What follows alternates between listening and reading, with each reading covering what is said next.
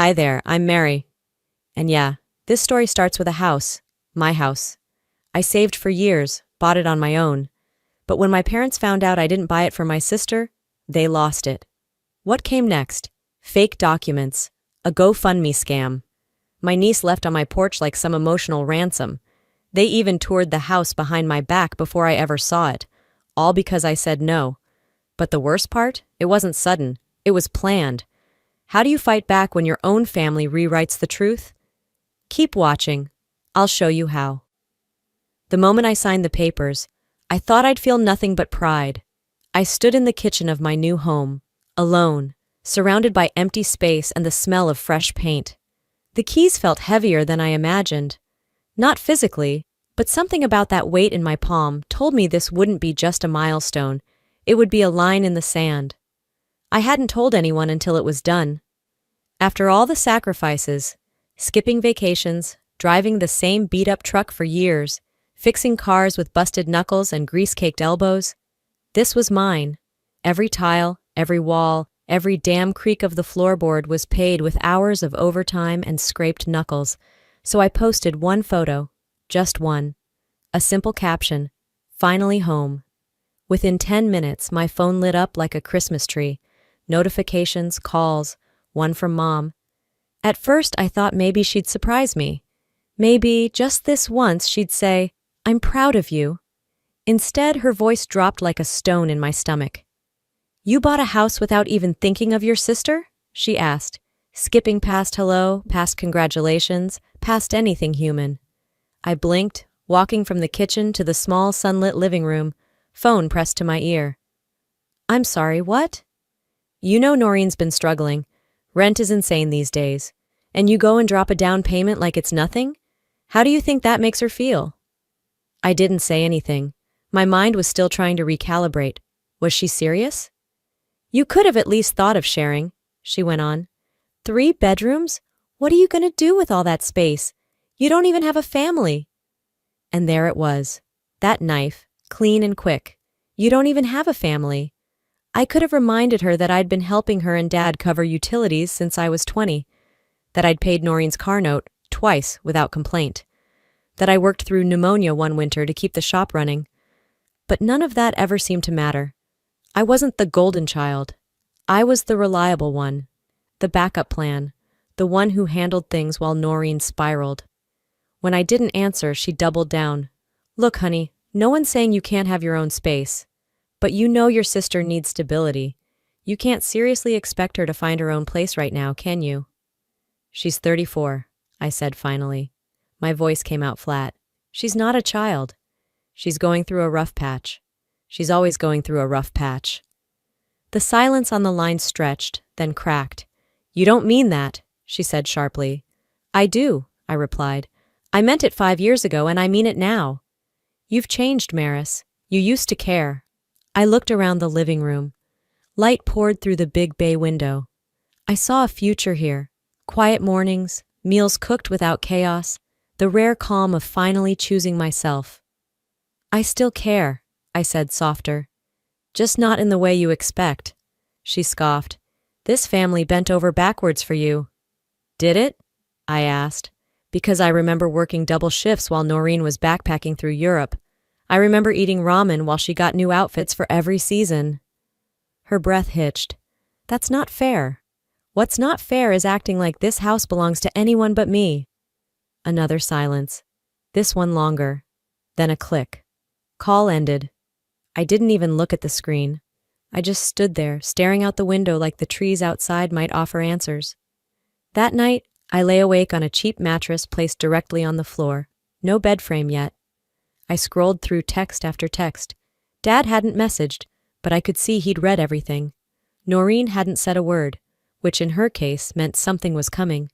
Silence was never silence with her. It was the breath before the strike. I got up and wandered the house barefoot. Still boxes stacked by the walls. The fridge was empty, except for water bottles and a 6-pack of something I didn't remember buying. I stood in the kitchen again. Same spot where I'd started the day, staring at nothing. 20 years of grinding just to be told I was selfish. Growing up, Noreen got the new clothes, the new phone. The summer camps. I got hand-me-downs, life lessons, and sermons about responsibility. When she flunked out of college, Mom cried. When I graduated while holding 2 part-time jobs, they sent a card. No money, just a card. And now, here I was, finally carving out something just for myself, and it still wasn't allowed.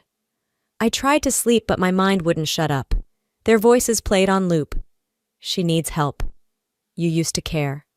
3 bedrooms, for what? I clenched my jaw so tight it ached, tossed the blanket off and paced the hallway. The silence of this house should have been peaceful, but it wasn't. It was loaded, like walking through a field of landmines disguised as floorboards. I didn't respond to any more messages. I didn't pick up when the phone rang again. I just sat back down on the kitchen floor with my back against the cabinet and the keys still in my hand. For the first time since closing, I realized something. This house might be mine on paper, but the fight for it had just begun. I didn't sleep that night. I must have drifted for a minute or two, but the sun was already creeping in by the time I finally stood up and stretched out the knots in my spine. My phone had vibrated at least a dozen times while I was curled up on the kitchen floor. The screen was glowing with unread messages. I told myself not to check. Then, stupidly, I did. The first one was from Aunt Claudia. So proud of you for doing the right thing for Noreen. She really deserves this break. I stared at it, unblinking. What break? What right thing? I hadn't told Claudia anything. I hadn't told anyone, outside of that one photo, that I'd bought the house. And yet here she was, offering congratulations. Not to me, but to Noreen. The next few texts were variations on the same theme. A cousin asking when Noreen was moving in. A distant relative from Atlanta calling me generous for thinking of my sister. The last straw was from a woman I hadn't spoken to since I was 14.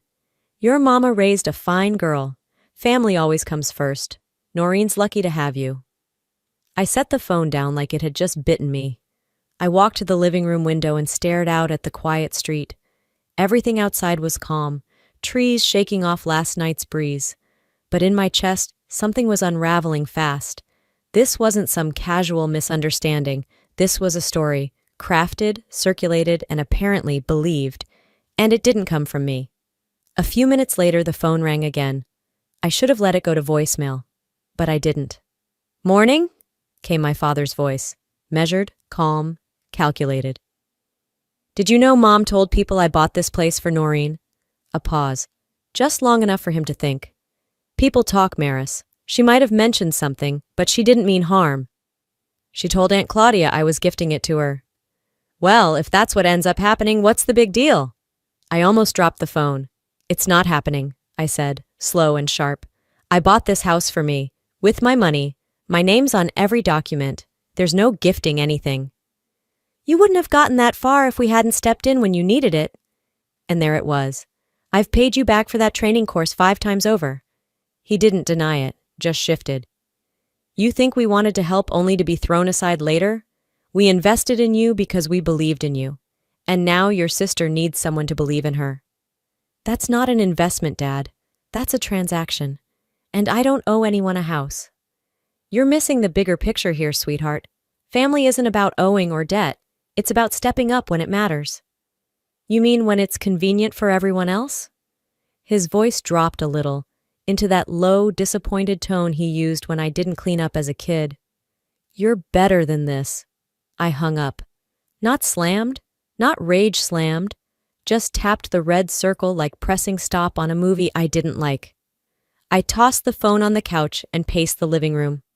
My head was spinning, but a part of me, a very quiet part, was settling, like a puzzle piece falling into place. This wasn't about fairness or misunderstanding. It wasn't about a house or rent or support. It was a well-rehearsed play, and I'd walked in right on cue. Mom spun the story, Dad applied pressure, and the chorus of extended family echoed the line, "Good girl, Maris, do the right thing." They were making the decision for me, publicly, before I even knew there was a decision to be made. As I stood there, I thought back, because of course I did. Back to sophomore year of high school. Noreen got piano lessons from a private tutor flown in from Nashville. I got a bus pass and a lecture on self-reliance. Back to college. I lived off peanut butter sandwiches while working at a tire shop. Noreen spent a semester in Paris, then dropped out 2 credits short of graduating, and now she needed help. Again. I remembered prom night. I didn't go. I was working the register at a gas station while my classmates danced. The day my college acceptance came in, I was changing brake pads under a Honda Civic.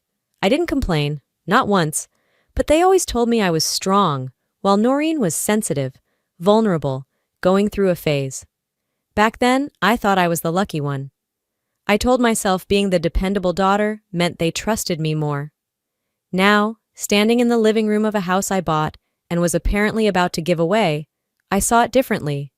I wasn't the lucky one. I was the fallback, the failsafe, the one expected to bend when things got tight. The phone buzzed again. Another message, this time from Uncle Ray. "You're doing the right thing, kiddo. Your sister really needs this." I sat down, letting the couch cushions absorb the weight I didn't know I was carrying. They already believed it. It was already done in their minds. I hadn't agreed to a damn thing, but somehow, I was already the villain if I didn't go through with it. I got up and walked to the back of the house, stepped onto the patio. The early spring air still had a bite to it, and the grass was wet with morning dew. I stood there for a moment, just breathing. No plans, no arguments, just breath. And then it clicked. They were counting on me staying quiet, on me absorbing the guilt, nodding along, handing over the keys like a good daughter. But I wasn't the backup plan anymore. I spent the next 2 days moving boxes, setting up shelves, and scrubbing every inch of the kitchen. Not because it was dirty, but because I needed the distraction. The quiet was unnerving. No more texts, no calls, no just checking in or guilt-drenched monologues. And that's what scared me. The calm wasn't natural. It was rehearsed, like everyone had paused the show, waiting for me to come crawling back to the script they'd written for me. I was supposed to crack. I was supposed to buckle under the pressure. And yet, here I was, making coffee, installing curtain rods, deciding whether I liked the color of the hallway or if it needed a second coat. I told myself maybe they'd finally accepted it. Maybe the silence meant they understood this wasn't a phase or a stunt. Maybe, just maybe, they were backing off. But then, at 11:37 p.m. on a Thursday night, my phone lit up with a message from Noreen.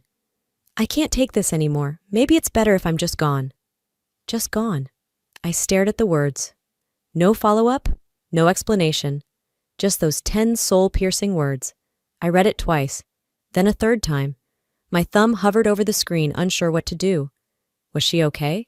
Was this a real cry for help? Or was it another performance? I knew how manipulative she could be.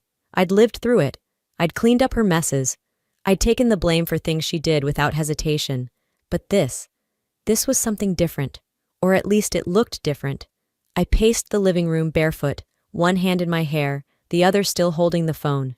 The message burned a hole in my brain. I couldn't ignore it. But I couldn't trust it either. That's what made it so dangerous. I was halfway through typing a response when my phone rang. Unknown number. I almost let it go to voicemail. Almost. "Hello? Maris, this is Jessica. I'm a friend of Noreen's." Her voice cracked halfway through the sentence. "She's not answering any of us. She left the apartment an hour ago. She was crying. She said something about the river, and I don't know if she's bluffing or serious, but I'm freaking out." I closed my eyes. Of course Jessica called me. Not the police, not her mom, me. I pressed the phone harder against my ear. Where did she say she was going? She didn't. She just said, "Maybe Maris will care when I'm gone." That's the last thing she said. Then she turned off her phone. I opened my mouth but didn't speak. "She mentioned the river, Maris," Jessica repeated, voice trembling. "She's done stuff like this before, but never this bad." Done stuff like this before. Yeah, she had. When I was 17, Noreen faked a panic attack in front of our parents because she'd gotten caught sneaking out with a boyfriend. I covered for her, lied to our folks, said I was the one who let him in. She told them she was too afraid to speak, and let me take the grounding. Another time, she stole $200 from our mom's purse and planted the empty envelope in my drawer. I didn't even know it was there until Mom found it and exploded. That was the day I stopped asking for allowance. I shook those memories out of my head like dust off an old coat. This wasn't just nostalgia, it was a pattern. "I'll check around," I told Jessica, keeping my voice calm. "But if you're really worried, you need to call the police." There was a pause on the other end. I just thought, maybe she'd listen to you. I ended the call and stood there, the phone heavy in my hand. I didn't want to be the one responsible for her life, again. I didn't want to walk back into the fire she set every time she wanted attention. But if something really happened, if I didn't act, I took a breath and opened my laptop, pulled up the local emergency department intake logs, something I'd learned how to do after years of dealing with her drama. Nothing under her name, no Jane Does matching her description, no reports of someone pulled from the river. So far, nothing. Still, I wasn't going to be caught off guard. I double-checked that my exterior cameras were armed and recording. I scribbled a dated note in a journal I kept hidden in the bedroom drawer, just in case this ever turned legal. If anyone came knocking, I'd have my records. I was about to shut my laptop when another notification popped up. Noreen had sent a video. Just one. The thumbnail showed her face, red and blotchy. She looked like she'd been crying, though it could have been makeup. Her eyes were wide, locked on the lens like it was a lifeline, or a trap. I finally pressed play. The moment the video loaded, her voice filled my kitchen, thin, cracking, like a porcelain plate on the verge of breaking. "I don't know how much longer I can pretend I'm okay," Noreen said, staring directly into the camera like it was her only friend left on earth. Her mascara was smudged, giving her that perfect tragic look. "Maris promised she'd help. She told me this house was for both of us, and now she's just locked me out of her life." I paused it. I never said any of that. Never. I backed it up 10 seconds, listened again. Word for word, the same lie, framed to sound like a betrayal of biblical proportions. She made it sound like I tossed her on the street and slammed the door behind her. And just beneath the video, like a cherry on top of the manipulation sundae, was a GoFundMe link. "Help me rebuild my life after being abandoned by my sister?" A few lines down. Single woman struggling with trauma, betrayed by family. No home, no safety, just trying to survive. She even called herself a single mom, which, last I checked, was new. Either she adopted someone in the past 48 hours, or she was now including her rescue dog as her dependent. I shut the laptop, but it was too late. My phone was already buzzing. Comments, DMs, tags, all boiling to the surface like oil in a forgotten frying pan. "Monster. How can you do that to your own blood? Some people don't deserve family." They weren't asking for context. They weren't checking facts. They were just picking sides, and I'd already been cast as the villain.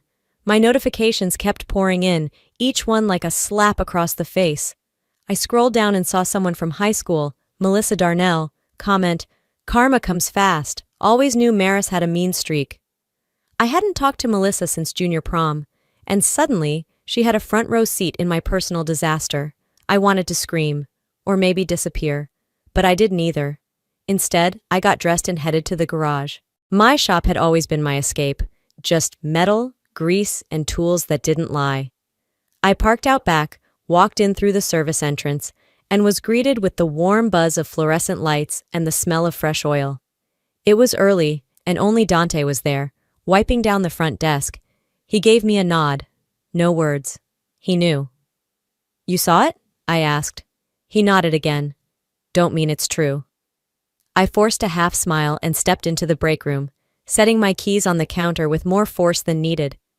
I turned on the coffee pot like that was going to fix anything. 10 minutes later, a customer came in.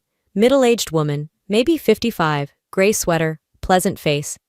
She needed her alternator checked, simple enough. But as I handed her the clipboard, she looked up at me, hesitating. "I don't mean to pry, but..." Her voice trailed off. She tapped her fingers on the counter. "Is it true what your sister posted?" I stared at her. "Which part?" "The GoFundMe. People are sharing it all over Facebook, saying you left her with nowhere to go." I took a slow breath. She never lived with me. She was never promised this house. I haven't seen her in person in weeks." The woman gave me that polite southern smile, the kind you use when you don't believe someone but don't want to say it out loud. Well, people talk. They sure do. After she left, Dante followed me back to the office and closed the door. "You can't stay quiet, boss," he said, arms folded. "You think silence is noble, but all it does is let her rewrite the whole story." He wasn't wrong, but I also wasn't going to post some angry rant or air the family's dirty laundry for strangers to debate. That wasn't me. Still, doing nothing didn't feel right either. By noon, I'd gone through every comment, every message. Even a guy I dated briefly 5 years ago had something to say. "Wow, didn't expect this from you. Really disappointed." I'd drafted a post 3 times and deleted it 3 times. Nothing felt like the right move. When the shop finally closed, I sat in my truck, engine off, just staring at my phone. I wasn't crying. I wasn't even shaking, just processing. Then it buzzed again. A new message, this time not from some stranger. It was from my mother. "We didn't want it to go this way, but you left us no choice." I stared at it until the screen dimmed.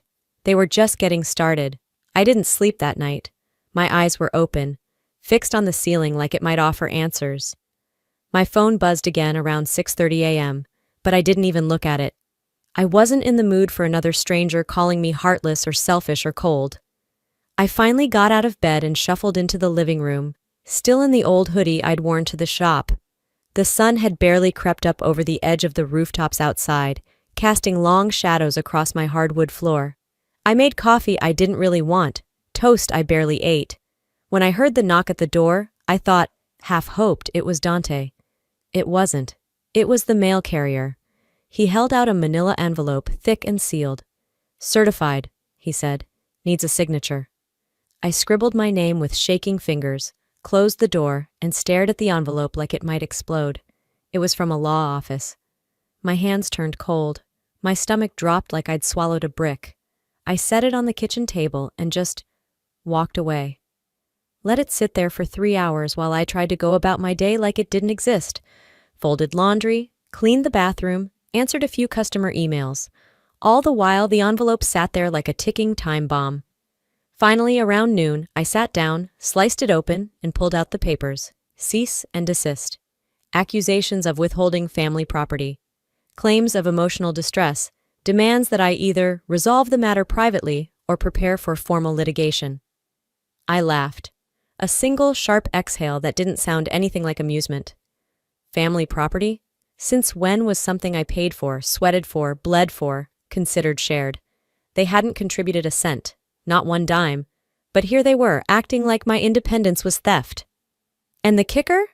The letter referenced prior verbal assurances that I had intended to gift the home to Noreen. That was their angle. Not logic, not fairness, just a made-up promise and emotional blackmail dressed up in legal stationery. I couldn't decide if I was more insulted or impressed. Not long after, the phone rang again. Unknown number. I should have let it go to voicemail, but I picked up. "Maris?"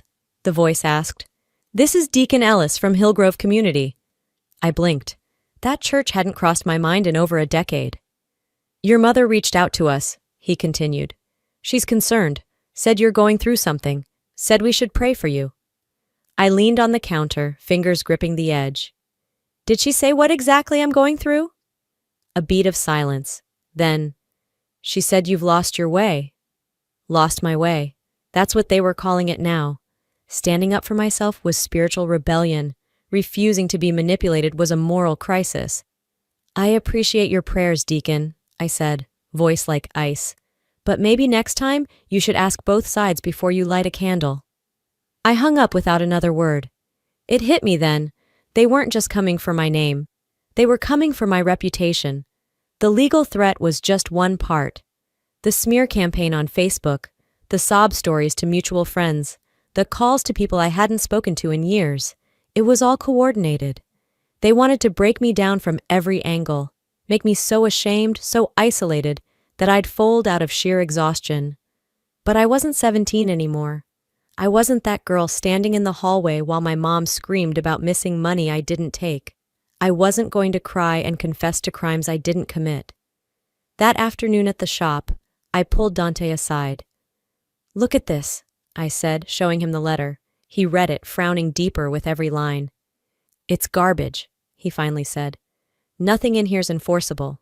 They're just trying to scare you. I nodded. Still, I'm getting a real lawyer. He gave me a quick nod, then leaned in. And maybe it's time you stop playing defense. He was right. Again. I made the call before I even left work. A client of mine had once mentioned her sister-in-law was a beast in family law. Tenacious, discreet, doesn't blink even when things get ugly. Her name was Dahlia Sloan. I left a message. She called back within the hour. We talked for 10 minutes. I told her everything. She didn't gasp. She didn't pity me. She just asked questions, made notes, and said she'd review the paperwork. Before we hung up, she said, "If they keep pushing this, we'll counter. Don't delete anything. Screenshot everything."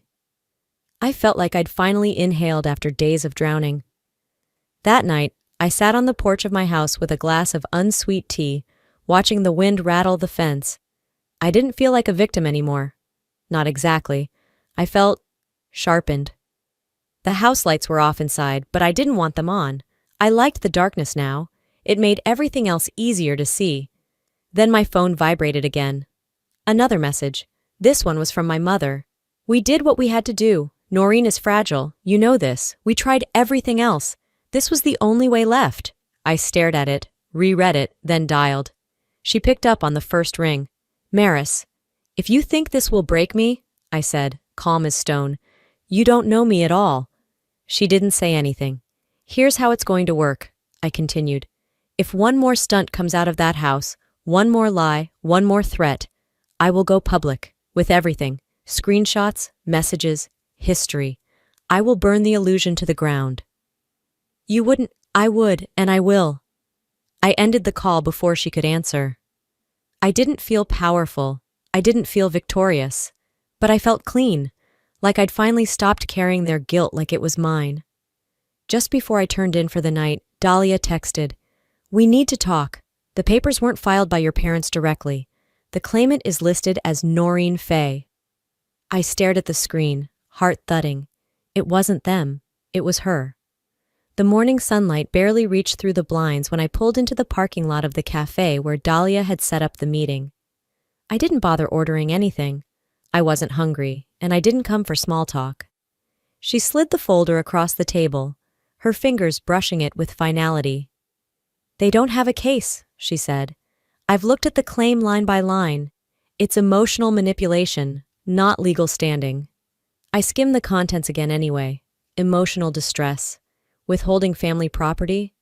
All written as if the house I worked for had somehow been promised to someone else by birthright. "I can issue a formal response," she said. "But honestly, they're bluffing.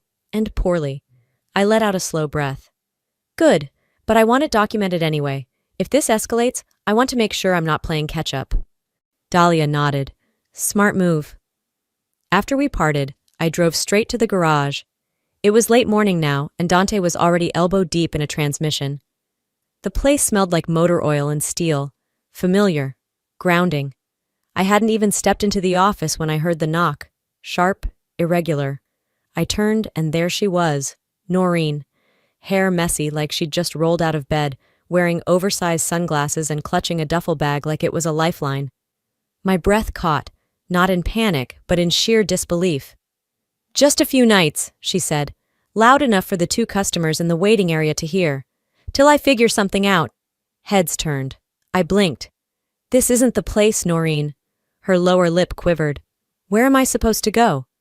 "You have an apartment," she sniffled. "Not anymore. Can we talk? Privately?" Dante, bless him, stepped between us. "Hey," he said gently. "Why don't you take a walk around the block while Maris finishes up here?" Noreen looked at him like he'd insulted her. But Dante didn't budge. He wasn't aggressive, just firm. She turned back to me. "I just need help. Isn't that what family's for?" "Family," I said evenly, "doesn't ambush people at their job." She scoffed but backed away, and Dante followed to make sure she left the premises. I sat down behind my desk, pulse still steady.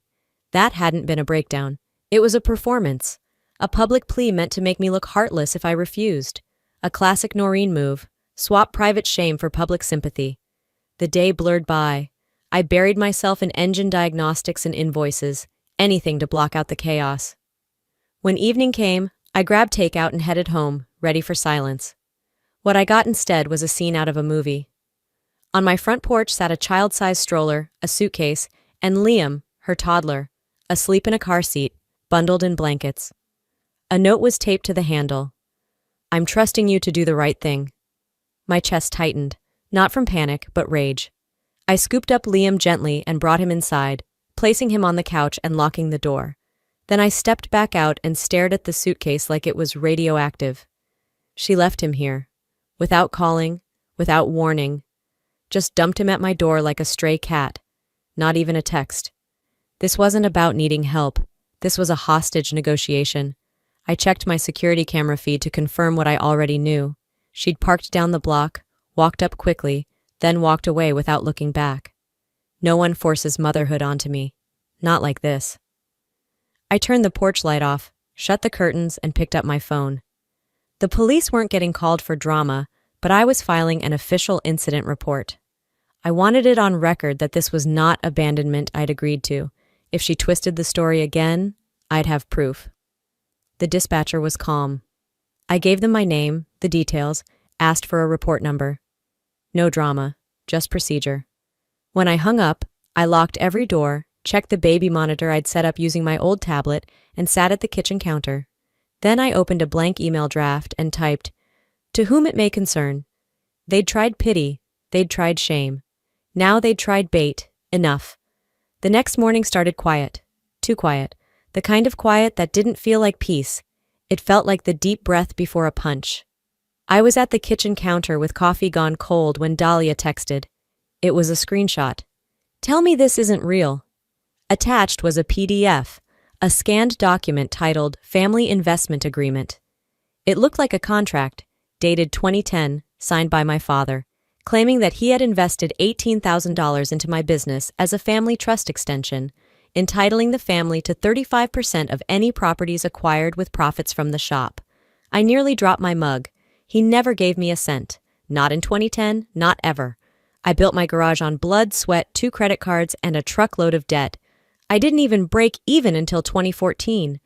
And yet, there it was, complete with what looked like my old business name and a signature that could pass for mine if you squinted hard enough. Dahlia called 5 minutes later. "It's forged," she said. "No notary, no witness, sloppy copy-paste job. But it's convincing to someone who doesn't know better." Like a judge? If they push it hard enough, it could drag us into a delay.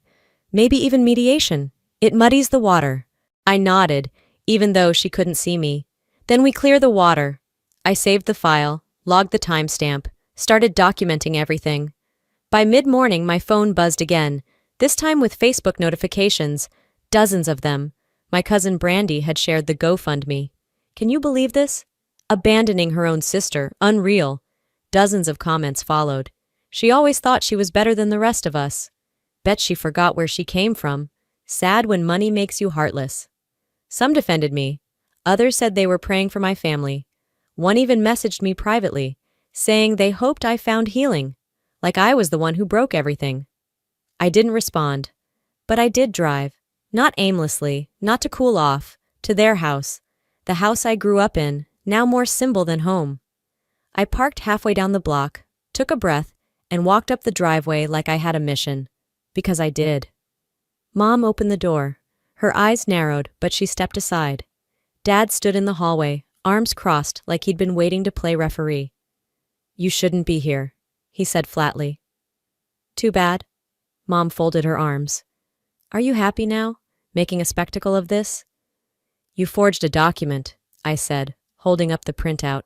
"You turned family into leverage. We did what we had to do. You left us no choice." "You always had a choice. You just liked the one where I stayed silent." Dad stepped forward. "We helped you when you had nothing. You wouldn't even have that garage if not for us." "Lies," I snapped. "And now you're using church gossip and fake contracts to ruin me? For what? Because I bought a house? For myself?" Mom's voice cracked. "Because Noreen needs it more. Then she should get a job." Silence. I turned to the door. "This ends today." If you or Noreen come near my property again, you'll hear from my attorney. No more messages, no more games. And if you think for a second I'm afraid of your threats, try me. Back at the garage, I made a decision. I posted screenshots of every fake message. The GoFundMe story, the contract, my own paper trail. Here's the truth since they won't tell it. It spread fast. By late afternoon, support flooded in. People I hadn't heard from in years messaged me saying, "We see you now, we didn't know, we're sorry." Some of the hate turned into silence, some into apologies, and then, at closing, my phone rang again. Voicemail, it was her. "You think this is over? We're just getting started." I stared at the screen, heartbeat steady. They want war? Then let's finish it properly. By the third morning after the post, I was up before the sun. The air outside still had a bite, but my body felt like fire. Today wasn't just about defending myself anymore. It was about finishing what they started. I brewed coffee with muscle memory, barely tasting it as I opened my laptop and clicked into the folder marked Receipts. Screenshots of texts from Noreen, dated threats, the GoFundMe before it was taken down, voice messages, emails, even the photo of the suitcase on my porch. One by one, I dragged them into a new post. Here's the truth they won't tell you. I didn't caption it for drama. I captioned it for clarity. I time-stamped every image. I included the emergency call reference number from when I filed the incident report. I even added a link to the video Noreen had sent me crying, and I wrote simply, "Watch carefully." The post was live before 7 a.m. It didn't take long. Within 2 hours, my inbox was a wave of red dots.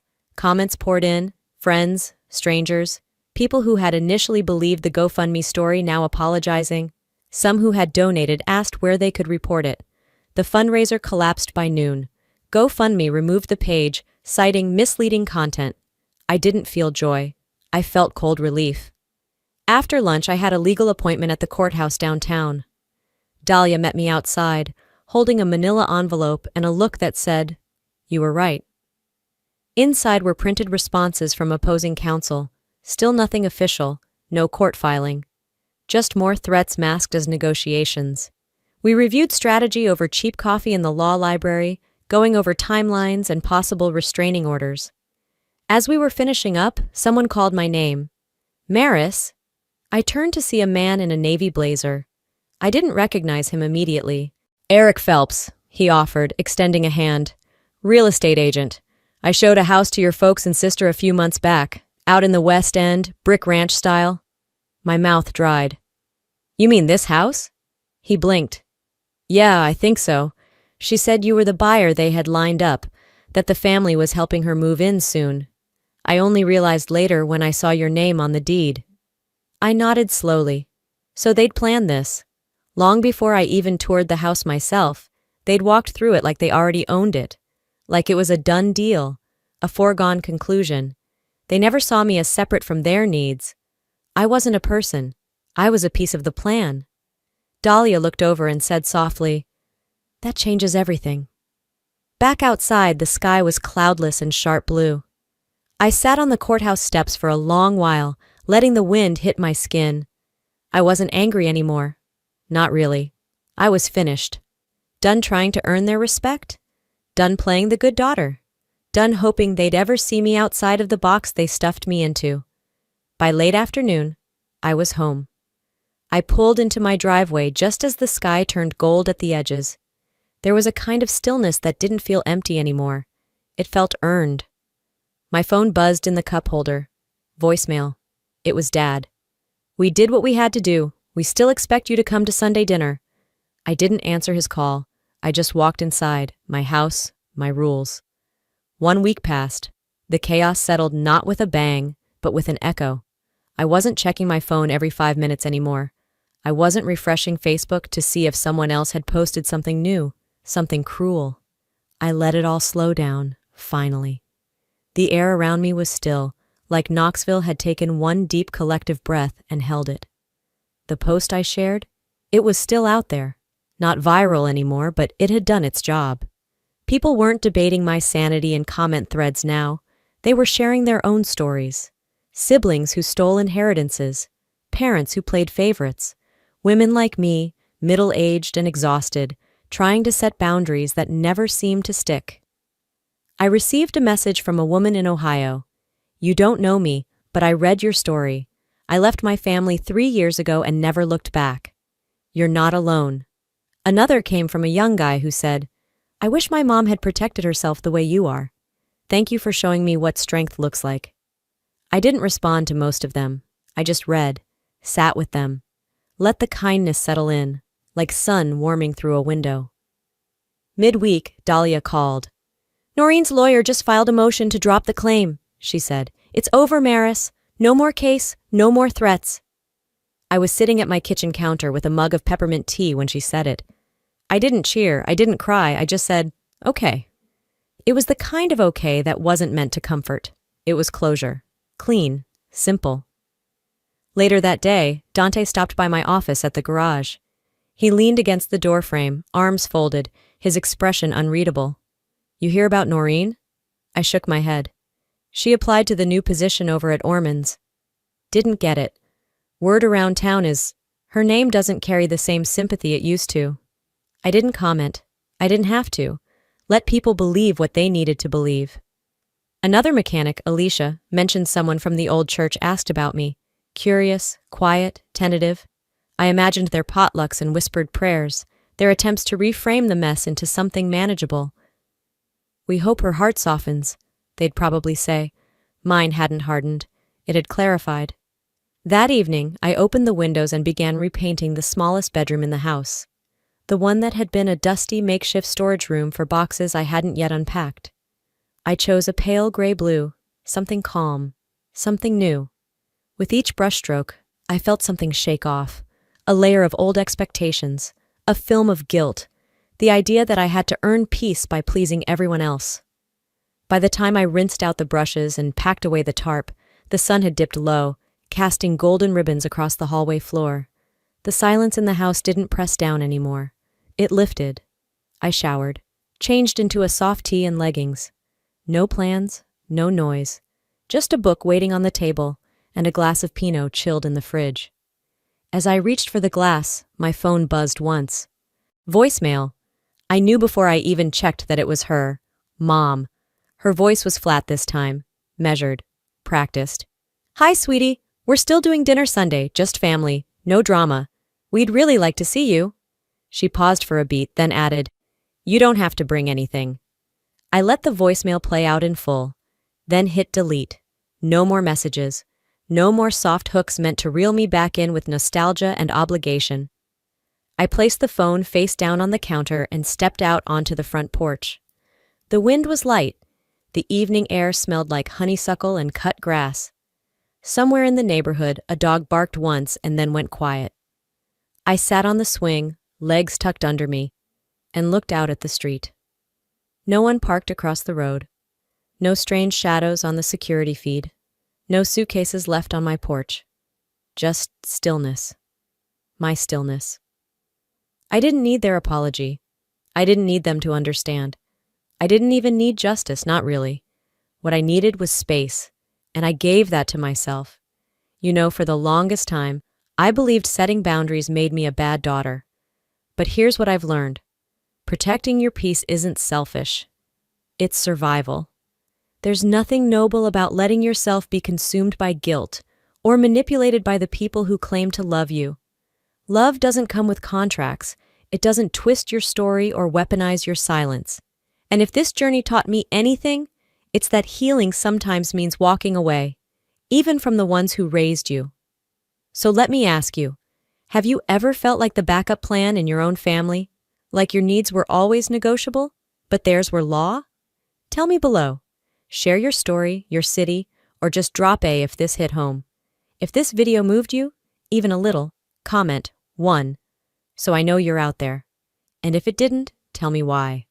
I'm here for all of it, the real stuff. And hey, if you want to hear more stories like this, ones that dig deep and speak truth, tap subscribe. This channel's not just for content, it's for connection. I made peace with the silence. Maybe you're ready to do the same. Thanks for watching. I see you. I hear you. You're not alone. Hi, I'm Irene. I worked 2 jobs, waitressing double shifts, just to help my sister stay afloat.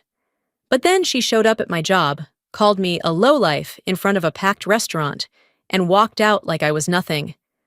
I thought that would be the worst part. But what came after? The lies, the guilt, the way my own parents turned their backs? What do you do when the people you love treat you like a utility instead of a daughter? Some people carry family in their wallets, pictures, phone numbers, emergency contacts. I carry mine in my spine, in the slouch of my shoulders, in the exhaustion that never really lifts. It was around 6:30 in the evening, and I was wiping down the counter at the restaurant before the dinner rush picked up. The overhead lights buzzed softly, and a faint scent of marinara clung to the air. I'd been working double shifts all week, covering for a coworker who quit without notice. My manager barely looked at me anymore, just tossed a dish rag my way and mumbled, "You're a lifesaver." I'm not. I'm just a woman in her 30s who learned too early that when people around you start drowning, they'll grab whatever's closest to stay afloat. And that was always me. Growing up in Sacramento, my parents raised us in a house that looked calm from the outside. White shutters, trimmed lawn. But inside, it was all about who shined the brightest. My sister Calla always had a spotlight. Mom said she had star quality, whatever that meant. Dad called her our little diamond. I was just the steady one, the helper, the problem solver. At first, I wore it like a badge. Who wouldn't want to be dependable? But over time, I noticed something. Calla never had to lift a finger unless it was to point at someone else to do it for her. Usually, that someone was me. A few weeks ago, Mom called during my short break between shifts. I was sitting in my car, engine off, sandwich untouched. "Honey," she started, soft like she always did when she wanted something, "your sister's had a rough patch lately. I was wondering, could you help cover her rent just until she gets back on her feet?" I didn't answer right away. I stared at the crack in my windshield, the one I couldn't afford to fix. "She's your sister," Mom added, as if that settled everything. "Family helps each other." Dad was silent on the line, but I knew he was there, probably nodding. Always the quiet partner in this twisted little arrangement. They didn't have to say more. They never said more. The burden just rolled downhill, and I caught it, again. I said yes. I always say yes. The next day, I checked my credit card statement out of habit, something in me uneasy. That's when I saw it. 2 separate charges totaling nearly $900. One at a boutique downtown, the other for some online cosmetic brand I'd never heard of. My chest tightened. I knew. Somehow, I just knew. When I called Calla, she answered like nothing was wrong. "Oh, that? Don't be dramatic," she laughed. "I needed a few things. You're the one with the job, right?" I said nothing. "You always said you'd be there for me, and it was just this once, I swear. Don't turn it into a whole thing." Just this once. Funny how just this once always finds its way into the mouths of people who make a habit of taking. That night, I couldn't sleep. I lay in bed, staring at the ceiling, the same patch of water damage from last winter blinking back at me. I thought about the culinary program I'd looked into at the community college. I'd bookmarked it months ago, even saved up for the first semester. That money was gone now. And still, I didn't call her back. I didn't demand the money. I didn't even tell our parents what she'd done. I just kept going. The next morning, I poured black coffee into a chipped mug, buttoned up my server uniform, and walked out the door like nothing was broken. Like I wasn't. Because in this family, silence is survival, and survival is expected. I stared at the phone, heart pounding, not from fear, but from the slow, growing realization. They were never going to stop asking. That realization didn't fade the next day. It stuck with me like smoke in my clothes. Every message from my mother felt heavier. Every ring of my phone made my stomach turn. I stopped checking my balance because I already knew what it would say. The restaurant was packed that Saturday night. Live music, wine flowing, plates clinking. A good night for tips if your heart wasn't 3 counties away. I kept my head down, moving from table to table, balancing trays and small talk. One table asked for extra breadsticks 4 times. Another tried to flirt. All I could think about was the math in my head. Rent, gas, Cala's bills, groceries, the late-night pharmacy trip I hadn't budgeted for. By 7:45, the dining room buzzed like a beehive. I'd just finished clearing a table near the back when I heard it. Her voice. That's my sister, believe it or not. I didn't have to turn around. I already knew it was Cala. She was seated with 2 people I didn't recognize. She wore a tight black dress, full makeup, and her hair in that styled wave she usually only pulled out for weddings or pity plays. The people with her laughed like she was a celebrity. I stayed behind the partition, praying someone else would take their table. No such luck. Table 15's asking for you, Jessa said, glancing at the screen, then at me. They said you're family. My heart knocked against my ribs. I walked toward the table like I was walking the plank. Cala beamed. There she is. Isn't she cute in her little apron? You guys, this is my sister Irene. She owns this place. She burst into laughter before correcting herself. Kidding. She just works here. I froze mid-step. Her voice was loud enough to catch the attention of the table behind her. My manager, Marco, glanced over. I gave a tight smile and focused on the notepad in my hand. May I take your order? I asked. Cala leaned forward, elbow on the table. You still working nights? I figured you'd have leveled up by now. One of her companions let out a surprised laugh, like they weren't sure if they were allowed to react. I mean, come on, she added, twirling her wine glass. You're really okay being everyone's servant? I couldn't do it. Some of us actually have ambitions, you know? The words didn't hit me like a punch. They cut deeper. The kind of pain that doesn't bleed, just stays under your skin, cold and permanent. I looked at her. Really looked. And then she leaned closer, pretending to fix a stray strand of her hair. Quietly, for me only. You're just a low-life waitress, Irene. That's what you'll always be. I said nothing. I didn't flinch. I walked away without taking their order. Marco was already heading my direction. You okay? He asked. I'll take my break now, I said before he could say more. In the kitchen, I sank onto a crate near the storage shelves. My apron felt like it weighed 50 pounds. I wiped my hands on my jeans, which only made them feel dirtier. My throat tightened, but I wouldn't cry. Not here. Jessa came in a minute later, holding a cup of water. Are you all right? I nodded, lying with the reflex of someone who's done it too many times.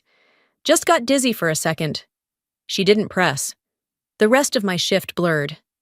I avoided table 15. Another server picked it up. Cala didn't try to stop me when she left.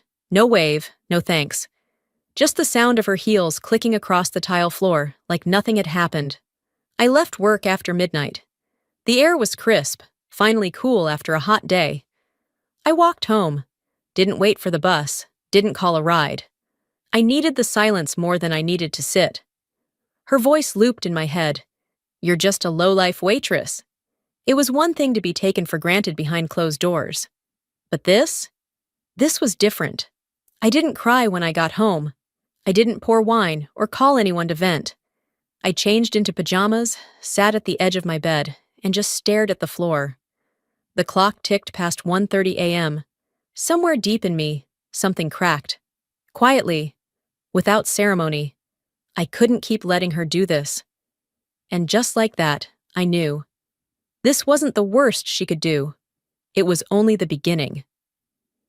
The next morning came slowly, like a bruise forming under the skin. Quiet at first, then unmistakable. I poured my coffee as usual, staring out the kitchen window at a neighbor walking their dog. It was a Sunday, I think. The kind of day you're supposed to use for rest, or brunch, or walking through a farmer's market with someone who holds your hand. Instead, I sat in silence, my phone screen lit up with unread texts from Cala. Her tone was cheerful, as if nothing had happened, as if humiliating me in front of strangers was a passing cloud we could all forget. Hey you, want to come over later? I found that movie we used to love as kids. Not an apology, not a single word of remorse. Just more of the same, like always. 3 days later, I stopped by my parents' house to drop off a box of summer clothes they'd asked me to pull from storage. I hadn't planned to stay long. The air always felt heavier there. As I set the box down by the door, I heard voices drifting from the kitchen. Mom, soft and exasperated. Dad, low and calm. A familiar rhythm. "It's not like the last time we paid her credit card bill," my father said. "Irene never found out, and it helped Calla get through that rough patch." I froze. The box slipped slightly from my grip, hitting the floor with a quiet thud. They didn't hear it. Never found out? That rough patch had been the semester Calla went to Paris on a study break. I'd thought she'd saved for it. I'd thought she had a scholarship. I'd even mailed her a care package with my tips tucked inside a book, stupidly proud of her. But now, that had been funded by my parents, behind my back. And worse, they never told me. I left without saying anything. I didn't knock, didn't wait for them to notice. I walked out with the sound of their voices still swirling in my head, like echoes in a house that was never really mine. The next afternoon, I met Camille for lunch at a small sandwich place near her office. We hadn't seen each other in a few weeks, which was rare for us. Normally, she was my person. The one who didn't flinch when I said I was too tired to talk. The one who dropped off soup when I got sick. But something felt off. She was polite, even kind. But her smile didn't quite reach her eyes. She didn't ask much about work or my family, just talked about her new upstairs neighbor who practiced the trumpet too loudly at 10 p.m. Halfway through her salad, she put her fork down and said, "Irene, can I ask you something?" I nodded. "Did you know Calla borrowed money from me?" I blinked. "What?" She said it was just a short-term thing, emergency rent. "I figured you were helping, so she must be good for it. I sent her $400. That was 2 months ago." My mouth went dry. I hadn't known. Of course I hadn't. "She ghosted me after that," Camille continued. "Didn't respond to messages. I didn't want to bring it up, but I think she used me, and I think she used your name to do it." I wanted to say something, anything, but all that came out was, "I'm sorry." She smiled, but it wasn't warm. It was resigned. "I know it's not your fault," she said gently, "but I think I need a little space." That sentence hit harder than I expected. I nodded, even as the pit in my stomach grew. She paid for her half of the meal and stood up. "I'll text you later this month. Maybe." I watched her leave through the front window, her purse slung casually over her shoulder, the way people walk when they're no longer carrying part of your world. That night, I sat in bed scrolling through social media. Calla had posted a story of her laughing at a rooftop bar, champagne in hand, captioned, "Brunch queens do it better." She didn't look guilty, didn't even look aware. I wondered how someone could cause so much harm and still sleep like a baby. How could she smile like that when everything she touched left someone else hurting? I closed the app, my hands were shaking, and then, without even thinking, I deleted it. All of it. Instagram, Facebook, even the messaging threads with her name. Silence flooded in. I walked to my desk, pulled out an old notebook I hadn't touched in years, and opened to a blank page. I started writing, not to vent, not to accuse, but to track, line by line, every payment, every favor, every lie, not for revenge, for clarity, for me. I didn't need apologies anymore. I needed boundaries, and this time, I was going to draw them. It started with a phone call at 10:17 a.m. on a Tuesday. I was folding laundry, a podcast humming in the background, when the screen lit up with an unfamiliar number. Normally, I'd let it go to voicemail, but something, instinct maybe, made me swipe. "Hello?" A man's voice answered, professional, detached. "Hi, this is Mr. Chen. I'm Calla's landlord. I just wanted to follow up on the rent. Your payment didn't go through for this month. Should I send the invoice again to your email?" I blinked. "My what?" He hesitated. "Calla said you usually handle it. She gave me your number in case there were any issues." My fingers tightened around the phone. I never agreed to pay her rent, I said slowly. Please remove my number from your records. There was a pause. Oh, I see. I'll speak to Calla. I hung up without saying goodbye. My breath was shallow, my heart, not racing, boiling. It wasn't just about the money, it was the gall, the entitlement, the way she kept handing out pieces of my life like they were hers to give. I sat down on the edge of my bed, phone still in my hand, and stared at the floor like it had answers. 5 minutes passed. 10. Then I typed out the message. If you ever give my name or number to someone regarding your finances again, I'll involve the police. This isn't a joke. I'm done. I hit send. No emojis. No love you anyway. No explanation. 2 minutes later, she replied. Chill. It's just rent. You always overreact. I tossed the phone onto the couch like it had burned me. Maybe I did overreact for years. And maybe now I was finally reacting just enough. That Friday, Aunt Vivian invited me over for dinner. Her voice was warm, the kind that made you exhale without realizing you'd been holding your breath. Just us, she said. No expectations. Come hungry. I brought a small dessert I didn't bake, but pretended I had. It didn't matter. She smiled like I'd brought her gold. We ate chicken piccata with roasted potatoes and limoni greens. She poured me a glass of wine and sat across the table, eyes kind but searching. I've been meaning to say something, she began. I know your parents lean on you, a lot. I swallowed hard, nodding. She continued. It's not fair. They raised 2 daughters, but only one was ever expected to hold the roof up. My throat tightened. I looked down, blinking fast. She reached across the table, touched my hand. You don't have to keep doing it. You're allowed to say no. For a moment, I didn't know what to say. No one had ever said it so plainly. Not with love. Not with permission. Then the phone rang. It was my mother. Vivian sighed, already knowing. I picked up, only because I didn't want to lie later. Are you talking about us? Mom said, her voice cool. Vivian's always been good at stirring the pot. Mom, we're just having dinner. She cut me off. Don't forget who helped you pay your first month's rent, Irene. Don't let people fill your head with... Vivian took the phone from me, calmly, gracefully, and said, maybe if you raised both daughters equally, Irene wouldn't have to keep cleaning up your mess. She ended the call without another word. My jaw went slack. You didn't have to. I did, she said, pouring another glass, because no one else ever has. After dinner, I helped wash dishes.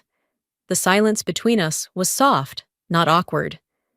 She handed me a towel and said, You're stronger than you think, but strong doesn't mean silent. I went home just before 10. The streets were quiet, headlights smearing against damp asphalt. When I reached my apartment, I didn't turn on the TV or check my phone. I sat at the kitchen table and opened the same notebook from the other night. And this time, instead of listing debts, I made a new list. Boundaries. I won't answer money requests. I won't defend someone who won't defend me. I won't explain my choices to people who only listen to judge. I won't play the villain in someone else's fantasy. I closed the notebook, leaned back, and whispered out loud, I've said yes my whole life. Maybe it's time they hear a no. And if they didn't like what came next, that was their problem, not mine. I went to bed that night with a strange stillness in my chest. No shaking hands, no lump in my throat. Just silence, the kind that fills a room after a door's been closed for good. But that peace lasted less than 36 hours. I woke up Thursday morning to a message that twisted my stomach before I even unlocked the screen. I'm sorry if I've been awful. I don't want to be here anymore. It was from Calla. No punctuation, no follow-up, just that. I shot upright, heart slamming against my ribs. The room suddenly felt cold, despite the spring sun pouring through the window. I dialed her number. Straight to voicemail, I called again. Then again. Each ring felt heavier than the last. No answer. I threw on a sweatshirt and shoes without socks, grabbed my keys, flew down the stairs, phone clutched like a lifeline. I didn't know where I was going. I just couldn't sit still. Couldn't do nothing. I drove. No destination. Just motion. I stopped at red lights without remembering how I got there. When I finally pulled over at a gas station, I called her again. Nothing. 30 minutes later, as I sat frozen in the driver's seat, my phone buzzed. Relax. I was just in a dark place. Thanks for caring, though. I stared at the screen. She knew. She knew exactly what to say to send me spiraling. And worse, she knew I'd come running. Not because I'm weak, but because I'm human. And she'd always treated my empathy like a lever she could pull anytime she needed something. I didn't text back. Instead, I drove home in silence. The only sound was the occasional creak of my tires over pavement. The weather had shifted, sunlight dulled by clouds. That evening, I folded laundry while my phone vibrated again. This time, it was my mother. I didn't pick up. She left a voicemail. Irene, I don't understand how you could abandon your sister when she's clearly suffering. You used to be kind. What happened to you? An hour later, another call. This one from Dad. His voice was heavier, slower. You're not being yourself, sweetheart. That's not how we raised you. Family comes first, always. I put the phone face down on the table and sat beside it like it might explode. What do you say to people who only love the version of you that breaks herself to feed them? I tried writing it out, what I was feeling. But the words felt too polite, too filtered. So I opened my voice memo app and hit record. They don't love me. They love what I do for them, I said softly, almost afraid to hear it out loud. And now that I've stopped, they don't know what to do with me. I didn't cry. Not this time. Instead, I turned off notifications. For 48 hours, I ignored every call, every ding, every desperate emoji. And, like clockwork, the tone shifted. Kala's next message was colder.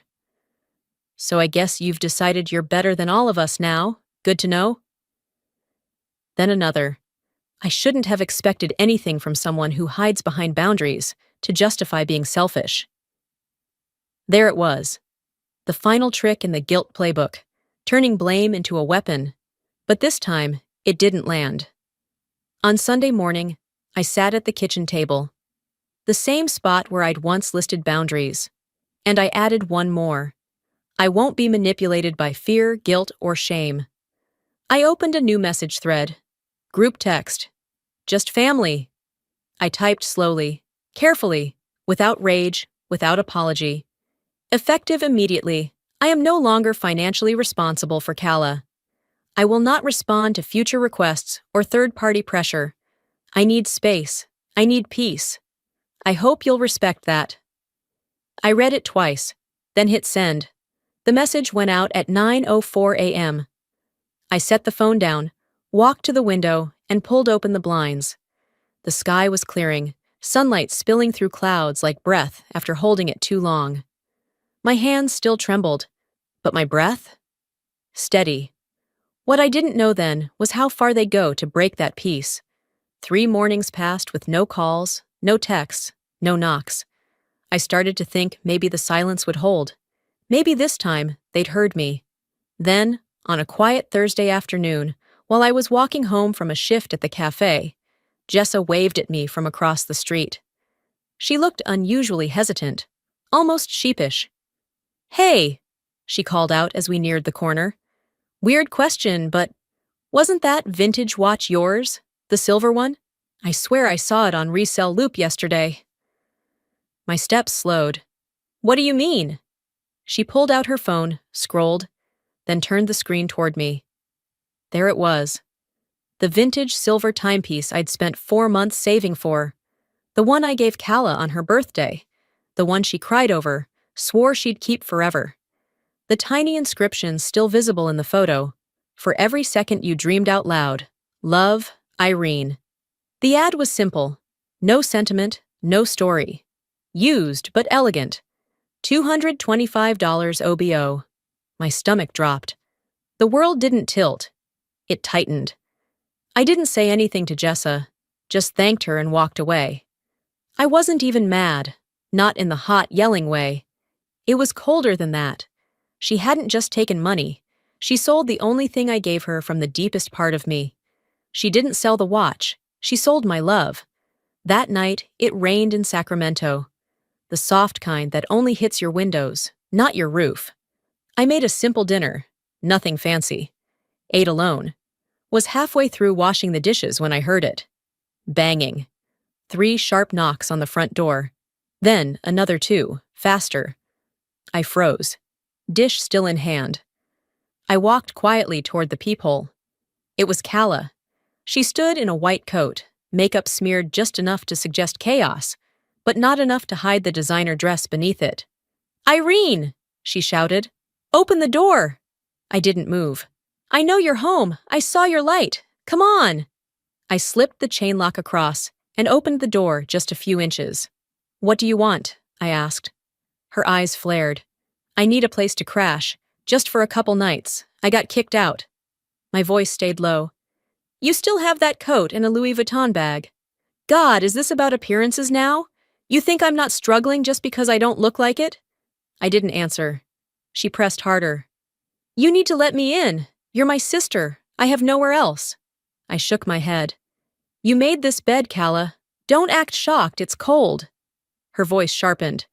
"You're seriously going to turn me away? You're so heartless. What kind of sister does that?" I leaned forward just enough for her to hear me clearly. The kind who finally learned how to survive. Then I closed the door. Her voice rose on the other side, something about abandonment, betrayal. But it was muffled now, like yelling from inside a dream. I sat down on the couch. My hands trembled. But they didn't move toward the door. I didn't chase, didn't explain. Later that night, the texts started. "You'll regret this. You're acting like you're better than everyone. Don't forget who helped you when you were nothing." That one hit a nerve. But not for the reason she thought. Because I wasn't nothing I'd never been. I just wasn't hers to use anymore. I typed one line, no punctuation. "I've never been nothing, just invisible to you." Then I blocked the number. I didn't sleep much, but I didn't cry either. In the morning, I changed the locks. The guy from the hardware store did it quickly. No questions. $58, 20 minutes, and a small shake of his head when I handed him the old chain lock. When he left, I stood in the doorway and looked around. The apartment was quiet, my space, my rules. "This place is small," I said aloud, "but it's mine." I walked to the window, opened it, and let the breeze move through the room. "For the first time," I whispered, "it's safe." But I underestimated how far someone will go when they realize they've lost control. The first ping came during my lunch break at the restaurant. I was sitting in the back office, biting into a cold sandwich, when Jessa burst in, phone in hand. "Have you seen this?" she asked, eyes wide.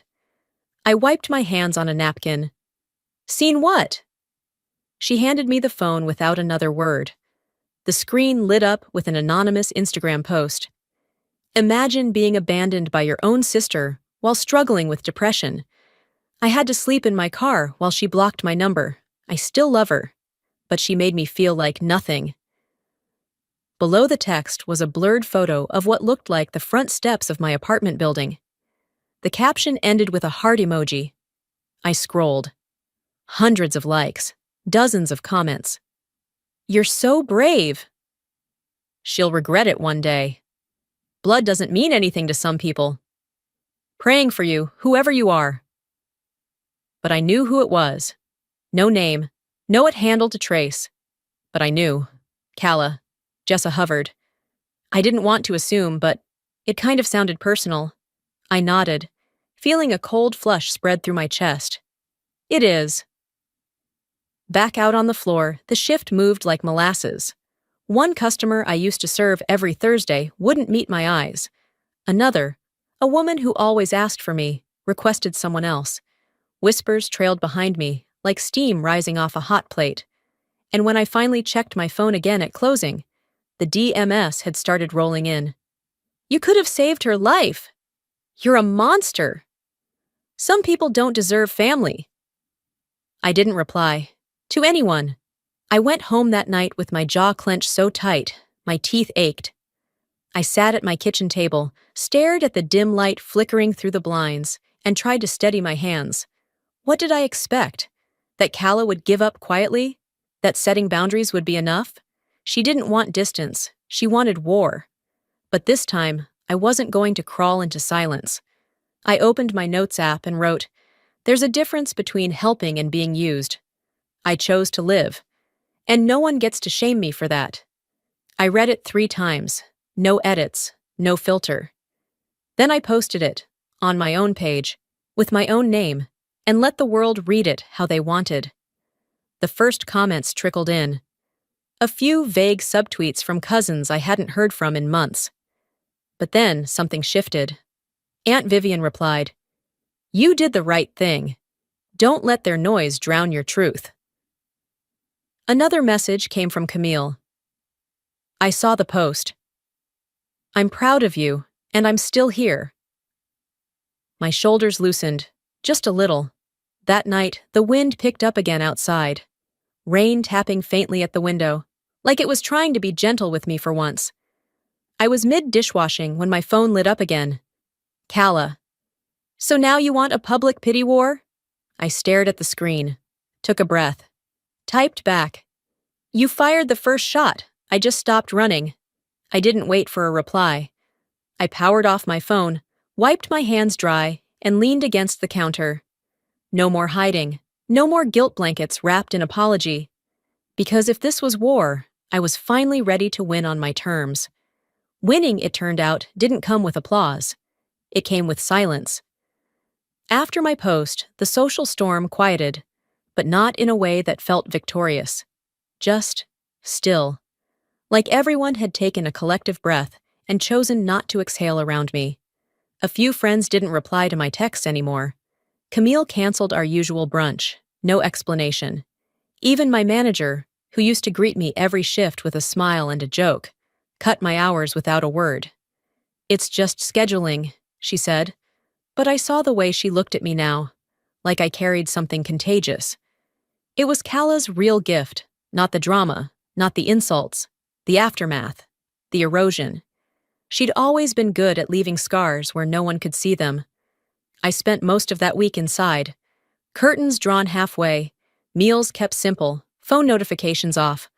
But the quiet? It wasn't crushing this time, it was preparation.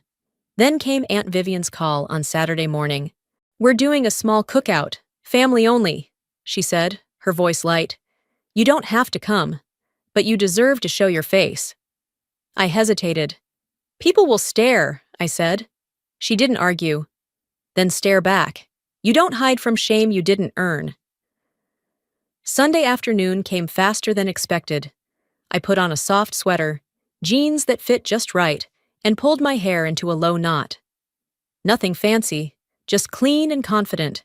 The house was already buzzing when I arrived. Lawn chairs dotted the grass, smoke curled from the grill. Laughter floated over from the porch, but it quieted as I stepped into view. I spotted her immediately. Calla, perched on the patio edge like a queen on a throne nobody offered. Legs crossed, drink in hand. Her eyes found me.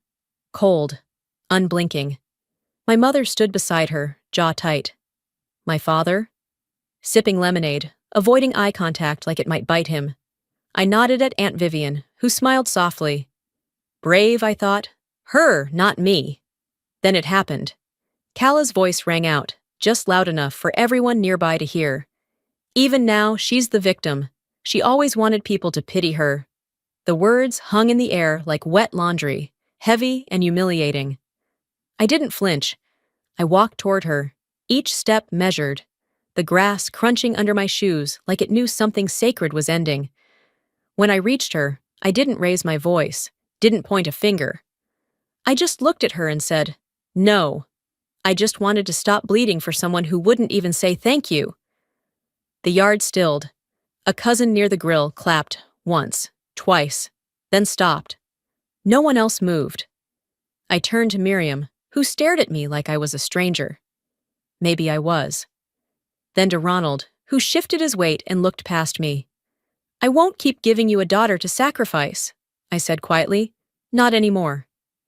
And I walked away, back to my car, back to my life. No one called after me. No one followed. The sun was lower when I got home, streaking amber across the floorboards. I kicked off my shoes, poured a glass of water, and sat on the couch. My phone sat silent. No buzzing, no guilt trip voicemails, no "please come back" from anyone. Just me. And in that space, for the first time in years, I felt something like peace. It didn't come wrapped in a happy ending, but it felt earned. Not all battles end with forgiveness. Some end with freedom. The first few days afterward felt like walking barefoot on new hardwood. Quiet, unfamiliar, but solid. I didn't hear from my parents. Not once. No checking in, no guilt-laced prayers or scripture quotes. The air around me had thinned out, and strangely, I could breathe better in it. One night, about a month after the cookout, I sat at my little two-person table, eating reheated soup and a slice of buttered toast. The apartment hummed with the dull purr of the fridge. Outside, someone was walking their dog, its collar tags jingling faintly through the window. No one had texted me all day. I smiled.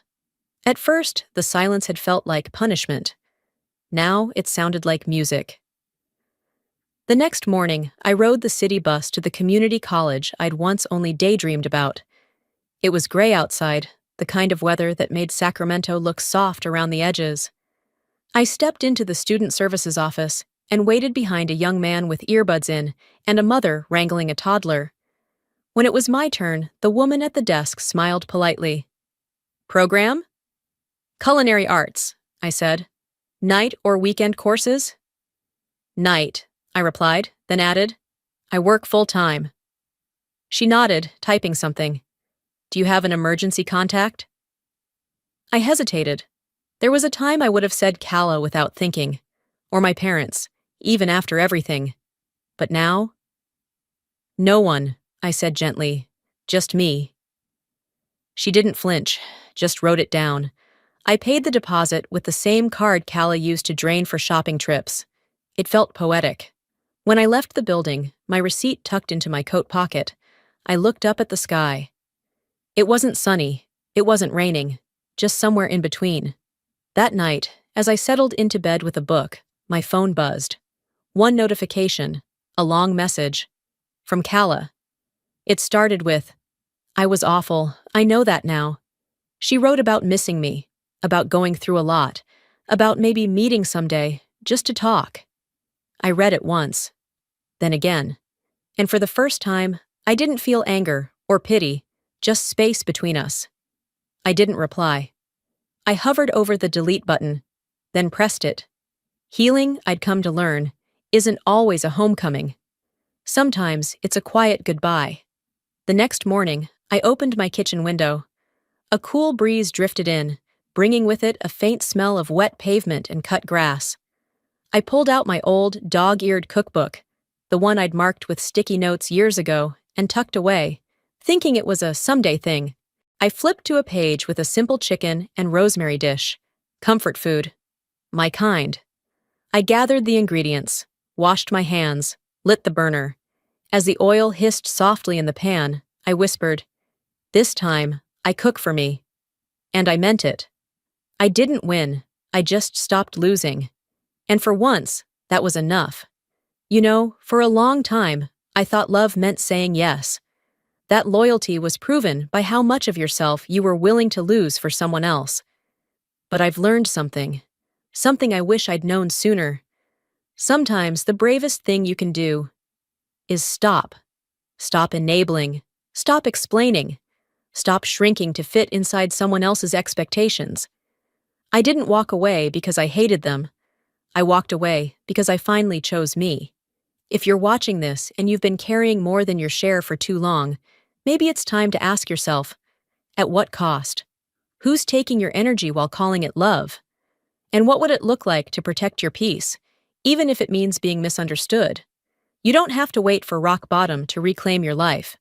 Sometimes healing doesn't come from reconciliation, it comes from release. And now, I want to hear from you. Have you ever had to set boundaries with family or walk away entirely? What part of this story hit home for you the most? Drop a 1 in the comments if this story touched your heart, or just let me know where you're watching from. And hey, if this didn't speak to you, that's okay too. Tell me why. I'd love to hear your story too. And if you want more real stories like this, raw, honest, and human, make sure to hit that subscribe button and turn on notifications so you never miss the next chapter. Thanks for being here. Until next time. Hi, my name is Ocean, and a few months ago, my father poured boiling tea on my lap because I said no to co-signing a car loan for my unemployed uncle, no to being the family's financial punching bag, no to pretending that silence was love. But that wasn't the worst part. The worst part came after, the way no one flinched, not my mother, not my sister, the way they just sat there like I deserved it, like I'd broken some unspoken code by finally saying enough. They called me ungrateful, said I abandoned them, posted a photo without me, filed a lawsuit. But what they didn't know, I still held the deed. I kept the receipts. So what happens when the quiet one finally fights back? I was halfway through my second cup of lukewarm coffee when my phone buzzed. The office was quiet, just the usual keyboard taps and the low hum of the HVAC. I glanced at the screen and saw my dad's name. The message was short, blunt, and lacked anything resembling a greeting. Grayson needs a car loan co-signed, $15K. He's found a decent one. Let me know by tonight. That was it. No how are you, no explanation, no question mark. Just another command slipped into my day like it was part of my job description. My jaw tightened. I didn't answer right away. Instead, I leaned back in my chair and stared out the window at the brown leaves drifting along the curb. Late autumn in Eugene always carried a kind of wet silence, like the weather itself was bracing for something harder. I guess I was too. I'd lost count of how many times I'd been the fixer. Zinnia needed help with her credit card debt. I covered it. Grayson couldn't make rent for the 4th time in a year. I sent over a wire. Dad's prescriptions lapsed because insurance wouldn't cover the full amount. I paid the difference. Quietly. Always quietly. I was the youngest, and somehow that had translated into being the most responsible. While Zinnia chased followers and brand deals on Instagram and Grayson floated between career resets, I kept my head down. I climbed the corporate ladder. I paid my bills. I bought a modest condo, took care of my health, and never once made my family feel small for needing help. But that help had stopped being temporary a long time ago. By the time I left work, the sun had already dipped behind a blanket of gray clouds. The air was sharp with the kind of chill that makes you wish you'd grabbed a heavier coat. I didn't bother changing. I went straight to my parents' house. Mom had texted earlier. Dinner at 7, nothing fancy. Just us. Yeah, just us, and whatever ambush they'd cooked up this time. Their home looked the same as always, white siding in need of repainting, the porch light flickering slightly. Familiar, deceptively so. When I stepped inside, the smell of roast chicken and sage hit me like a childhood memory I wasn't ready for. Lorraine, my mother, was plating dinner with her usual grace, humming some hymn I didn't recognize. Zinnia sat at the end of the table, hair curled, nails done, wearing a pastel sweater that probably cost more than my monthly grocery bill. Grayson was already seated, fidgeting with the cloth napkin like it owed him money. Dad stood at the head of the table. Ocean, he said, nodding. No hug, no smile. I sat. The plate in front of me was already served. That wasn't normal. We started eating. Grace was said, by Dad, of course, and small talk was exchanged. Mom complimented the turkey. Zinnia talked about a new collab with a wellness brand. Grayson stayed quiet, except for a few fake chuckles that didn't quite reach his eyes. Then Dad cleared his throat. So, Grayson's found a car, he said casually, reaching for more potatoes. A used Camry, clean, dependable. He's got a lead, but he needs a co-signer. I didn't speak. I knew this wasn't a conversation. It was a setup. Dad kept going. He's working on getting back on his feet. This'll help. The seller can't hold it past Friday. I looked around. A pen lay next to a folded document on the sideboard. Subtle. not subtle. Zinnia smiled tightly. It's not that big a deal, really, just a formality. Grayson finally chimed in. I mean, you're the one who's got the credit, sis. I just need a little leverage. My eyes locked on the paper. I didn't even need to read it. I knew what it said, what it meant, and I knew what saying no would cost me. I took a breath. What happens if he doesn't pay? That silenced the room. Dad's fork froze midair. Zinnia looked at Mom, who suddenly found her mashed potatoes fascinating. Grayson shifted. I will. That's not an answer, I replied. Dad's voice dropped. We're a family, Ocean. We help each other. That's what we do. I've helped, I said, my voice steady. More than once, but this is a legal obligation. If he defaults, it's on me. Mom spoke softly. It's just paperwork. I shook my head. It's not just paperwork when it's tied to my name, my credit, my future. Zinnia's smile evaporated. You've changed. I looked straight at her. No, I'm just finally saying it out loud. The silence that followed wasn't angry. It was worse. It was cold, calculated, like I'd just broken some sacred code. Dad pushed back his chair and stood. Excuse me. He walked out of the room. The door to the kitchen swung shut behind him. I reached for my glass of water, hands slightly trembling, not from fear, but from the weight of years pressing against my ribs. I was done being quiet, done being convenient. Then I heard it, the sound of the kettle starting to whistle, not the microwave, not a glass of water being poured, boiling, on the stove. Zinnia picked at her nails. You know, Grayson's really been trying this time. You could cut him some slack. I didn't answer. My eyes stayed on the kitchen door. A few seconds later, Dad returned. In his hand was a teacup. He placed it on the table, and the look in his eyes wasn't disappointment. It was warning. He set the teacup down like it was just another dish on the table. Calm, ordinary. The porcelain tapped softly against the wood, but it rang in my ears louder than anything anyone had said all night. Then he reached for the kettle, still hissing low from the stove. I barely had time to process what was happening before the scalding liquid splashed across my thighs. It wasn't a full pour. He didn't throw it like a mug in a bar fight, but it was intentional, a firm tilt of his wrist, slow enough to prove a point, fast enough to catch me off guard. The tea soaked through my jeans in an instant, the heat biting into my skin, crawling up toward my stomach like fire had been released inside my body. I gasped, sharp, involuntary, but didn't scream. Reflex kept me seated, pride kept me still. Zinnia let out a startled, "Oh," like she was watching someone knock over a wine glass, not burn their daughter.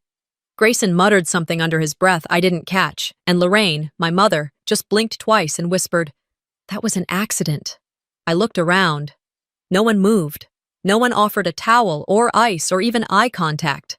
The pain bloomed under my skin, red hot and undeniable, but what stung more was the stillness, the calculated choice every person in that room made to do nothing. I stood up slowly. My chair creaked. The air in the dining room had thickened, like even the walls were waiting to see if I'd explode. But I didn't. Instead, I walked out of the dining room, each step making the wet denim chafe against my thighs.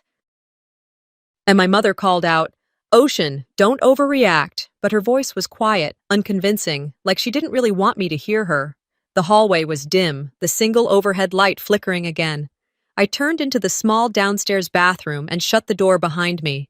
Not slamming it, just a firm click, like I needed it to know it was the only thing between me and the people who had just watched me get burned and said nothing. I yanked down my jeans with shaky fingers. The fabric clung to my skin, and when I peeled it away, I winced. Angry red welts had already started to rise. I crouched to the tile floor, legs shaking, and reached for the faucet. The water ran cold, thankfully. I wet a hand towel and pressed it gently against my thigh, trying to bite back the pain. My breathing slowed, but only barely. There were no footsteps outside the door, no knock, no apology slipped beneath the frame. They weren't worried. They weren't coming. And somehow, that hurt more than the burns. I sat on the floor for a long time, watching droplets slide from the towel into a small puddle on the tile. I remembered a nurse once telling me that silence was a survival instinct. Animals stay quiet when they're injured, she said, to avoid predators. I guess I'd been quiet my whole life. But this wasn't instinct anymore. It was tradition. And I was done with it. My mind drifted back, years, maybe decades. I was 12, and I'd fallen during PE class, landed hard on my wrist. The school nurse called home. I still remember holding the phone with the ice pack taped to my arm, listening as she explained the insurance policy. "She's not on the plan?" the nurse repeated, surprised. "Oh, I see." I didn't hear what my father said, but I heard the nurse's voice shift. She handed the phone back to me, her mouth tight. He said, "They had to cut extras." Extras. That word had never left me. I wasn't the oldest. I wasn't the favorite. I wasn't the heir. I was just the extra. Useful when needed. Forgotten when not. I looked at my reflection in the mirror above the sink. My hair was messy, the skin around my eyes puffy. I didn't cry, but the anger sat so heavy in my chest, I felt like it might crack my ribs from the inside. I wasn't going to stay for dessert. I wasn't going to stay, period. I rinsed the towel, folded it, and patted my legs dry as best I could. Then I slipped back into my jeans, even though they were still damp, and buttoned them slowly, each motion deliberate. When I opened the door and stepped back into the hallway, no one was waiting.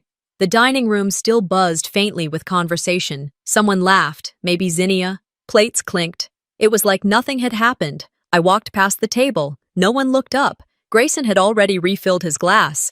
Lorraine had started clearing the dishes. My father was carving a second helping of chicken. I bent down, picked up my purse from the floor, and slid the strap over my shoulder. My jeans were still soaked. The burn throbbed, but my spine stayed straight. I said nothing. Not because I didn't have anything to say, but because they didn't deserve to hear it. The front door creaked slightly as I opened it. The cold air hit me in the face, and for a moment I just stood there, half in, half out. Then I stepped through and closed the door behind me. No one stopped me, not even him, and that silence hurt more than the burn. I didn't sleep much. I lay there on my side, one leg outstretched on top of a folded towel, the other curled up to keep from tugging the raw skin. The burn wasn't as bad as it had felt last night, but it had bubbled under the fabric and left behind a tenderness I couldn't ignore, both on my leg and somewhere deeper, behind my ribs. Morning light crept in through the cracked blinds of my apartment. It didn't feel like a new day. It felt like the continuation of something that should have ended long ago. I sat up slowly, careful not to agitate the wound, and reached for the ointment the pharmacist had given me months ago when I burned my arm cooking. I applied it gently, biting down on a rolled-up corner of my bedsheet to keep from cursing out loud. As I stood, I noticed something. No missed calls. No messages from my father. None from my mother. Not even Zinnia's usual performative, "Are you okay?" texts. My family's silence wasn't a pause, it was a choice. While the kettle warmed for coffee, I checked my phone notifications again. That's when I saw it. One alert from our family group chat. Zinnia Hart sent a video. My thumb hovered over the icon for a second longer than usual.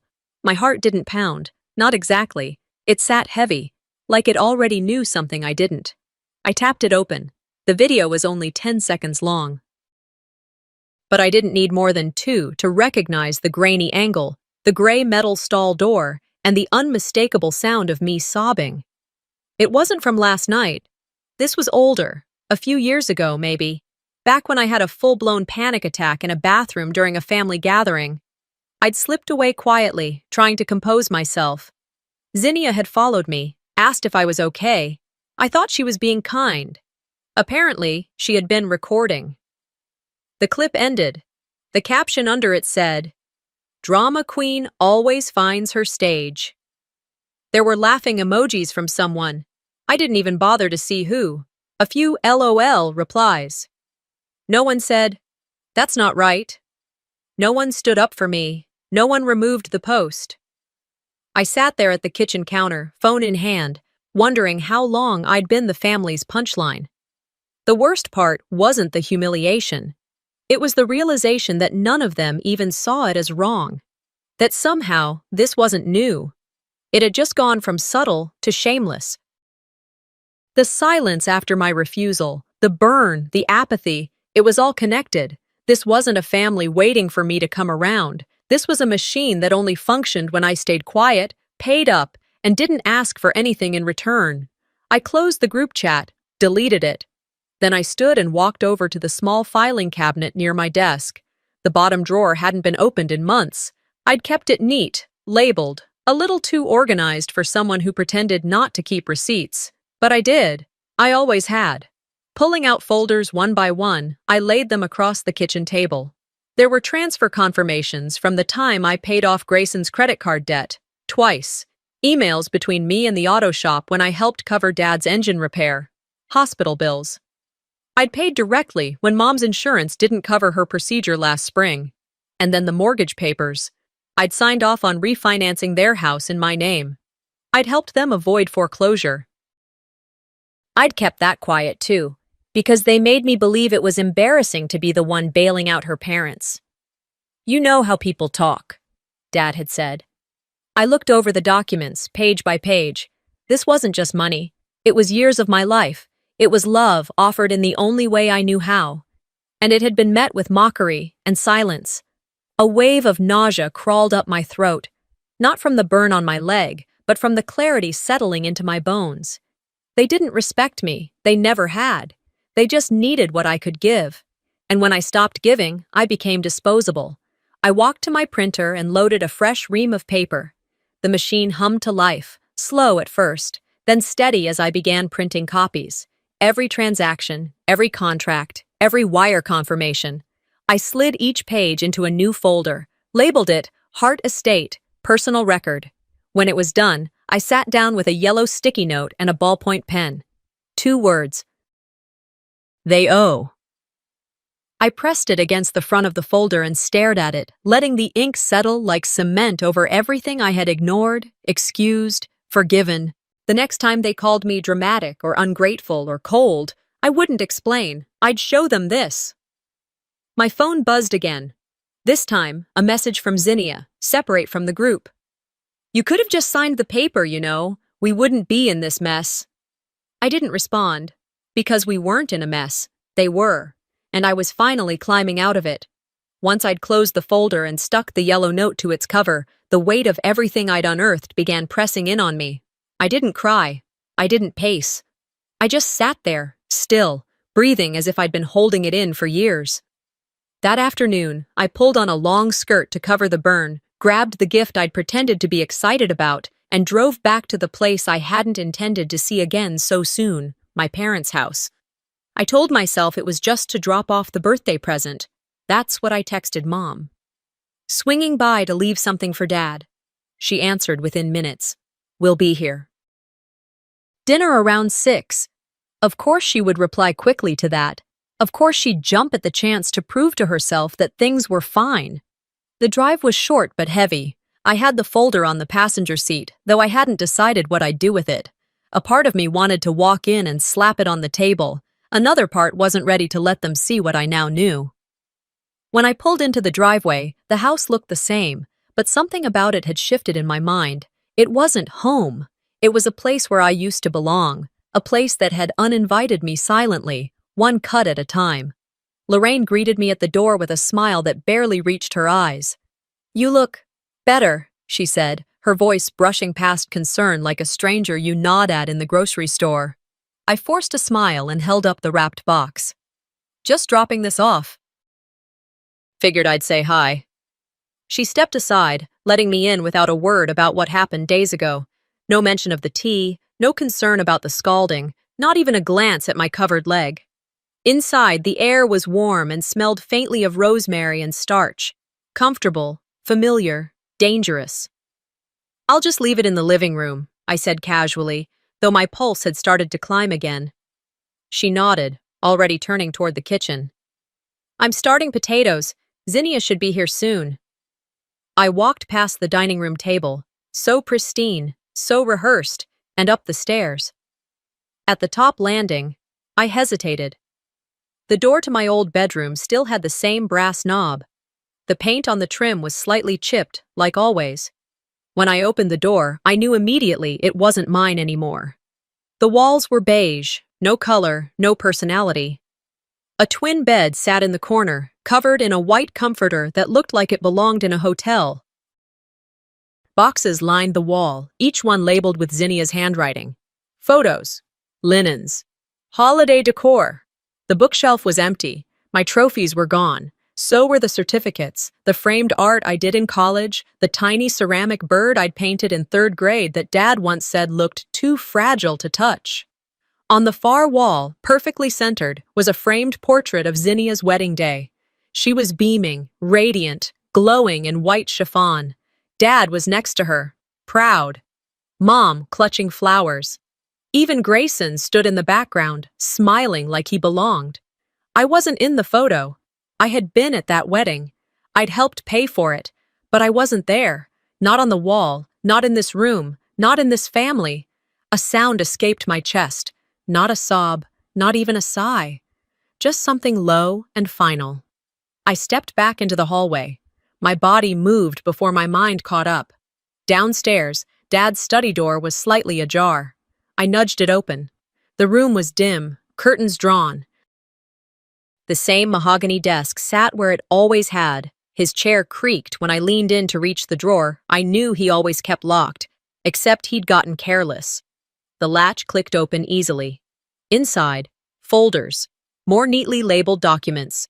I rifled through until I found one marked estate planning.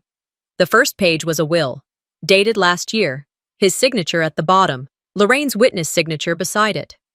Zinnia, primary beneficiary. Grayson, secondary. My name wasn't anywhere on the page, not even as a witness, not even as in case of emergency. It was as if I had never existed. I scanned further. Property plans, the deed to the house, set to transfer to Zinnia upon their passing. Bank accounts listed in a trust fund bearing Zinnia's and Grayson's names. There were notes about medical directives, funeral wishes, power of attorney. None of it mentioned me. I placed the papers back in the folder carefully, like they were a bomb I'd just disarmed. The study door creaked as I stepped out. I didn't want to stay any longer, but as I reached the front hallway, I heard the screen door swing open. A breeze floated in. "Hey there," came a familiar voice from the porch. I turned. Mabel Jennings, our neighbor from next door, was leaning on the fence, her garden gloves still on. "You visiting?" she asked. "Just dropping something off," I said. Her eyes, sharp for a woman in her late 70s, narrowed slightly. "You've got your mother's jawline. She had that same look the day she left." I paused. "Left?" Mabel nodded slowly. "Back in '99, took off for 2 weeks. Said she needed air. No one talked about it, but I saw her suitcase in the back of the car. She had bruises, high up, where no one would ask questions." I didn't say anything. My hands tightened around the gift bag I still carried. Mabel walked closer to the fence. "Your daddy's temper's never been a secret, hun. Folks just looked the other way. And your mom, she knew, always did. But keeping things tidy meant more than keeping them honest." My throat was dry. "Why are you telling me this?" "Because you came back," she said. "But you've got that same look. The one your mama wore when she finally realized love don't mean loyalty, and silence don't mean safety." We stood there, the breeze between us carrying more truth than I could process. I nodded once, just enough for her to know I heard her. She nodded back and turned toward her roses. I walked to the car. The gift bag was still in my hand, crinkled slightly. I placed it in the passenger seat, then paused. I reached into my purse and pulled out the folder I'd prepared, the one with the receipts, the documents, the truth. I carried it back to the porch, set it down just inside the front door, and left without ringing the bell. They didn't deserve a performance. They deserved the truth. On paper. Unspoken. I didn't go back inside. I didn't look back. The sound of the screen door closing behind me and the folder tucked just inside it were enough. I left like a shadow fading into dusk, quiet but certain. The drive home was uneventful, almost eerily calm. No traffic, no music, just the rhythmic hum of my tires against pavement and my thoughts spiraling into something sharper than pain, precision. Back at my apartment, I showered, treated the burn on my thigh again, and changed into one of those oversized sweaters you buy during holiday sales thinking it'll feel like comfort. It didn't. I sat cross-legged on my couch, still damp-haired, clutching a warm mug that didn't sting or demand anything from me. And that's when I remembered the paperwork. The legal stuff. The boring but powerful things I'd signed years ago when the house was nearly lost to foreclosure. I rose from the couch, walked to the closet, and pulled out the fireproof box where I kept old tax files, birth certificates, and the dusty folder labeled Hart Mortgage Refi, LLC. I hadn't opened it since the day I signed everything over into my name. At Dad's request, of course. "It's just for the paperwork, sweetheart," he'd said. "They don't give decent interest rates to people our age. You're doing us a favor." It had felt noble then. Family sacrifice. Stepping up. Now it felt like evidence. I opened the folder. There it was. The notarized deed transfer to Ocean Hart, managing member of Hart Legacy Holdings, LLC. The property legally belonged to me, the house they were living in, the one they took photos in front of like I'd never existed. My hands didn't shake. Not like they used to. I didn't even blink. The realization came not with fury, but with focus. I stood up and walked to the small hallway bookshelf, pulling down another folder where I kept my backup drive, scanned bank statements, digital receipts. Then I sat back down, surrounded by documents and history that they'd tried to erase. My phone buzzed beside me. I ignored it at first, but then glanced out of instinct. It was a tag from Zinnia on social media. Against my better judgment, I clicked. It was a photo, a new one, taken just yesterday, apparently. My father, sitting in his favorite chair on the front porch, Lorraine next to him, holding a lemonade, Zinnia standing behind them with Grayson to her left and her 2 daughters on her lap. The caption read, "The Hart legacy lives on, grateful to be surrounded by love, loyalty, and strength." I stared at it. I had been there that day, dropped off that gift, walked that same porch, and yet, no trace of me in the image. I wasn't cropped out. I simply wasn't in it. Not even a blurred elbow or shadow. Like I hadn't existed. A second ping. A comment below the post. "You're the backbone of that family, Zinnia. So inspiring." I didn't feel rage. Not this time. I felt cold. Clarified. I opened the mortgage file again, took a photo of the deed, and started a message to Zinnia. "If I don't belong in your pictures, I don't belong on the deed either." I hit send. She read it within minutes. 3 dots appeared, then vanished. Then a reply.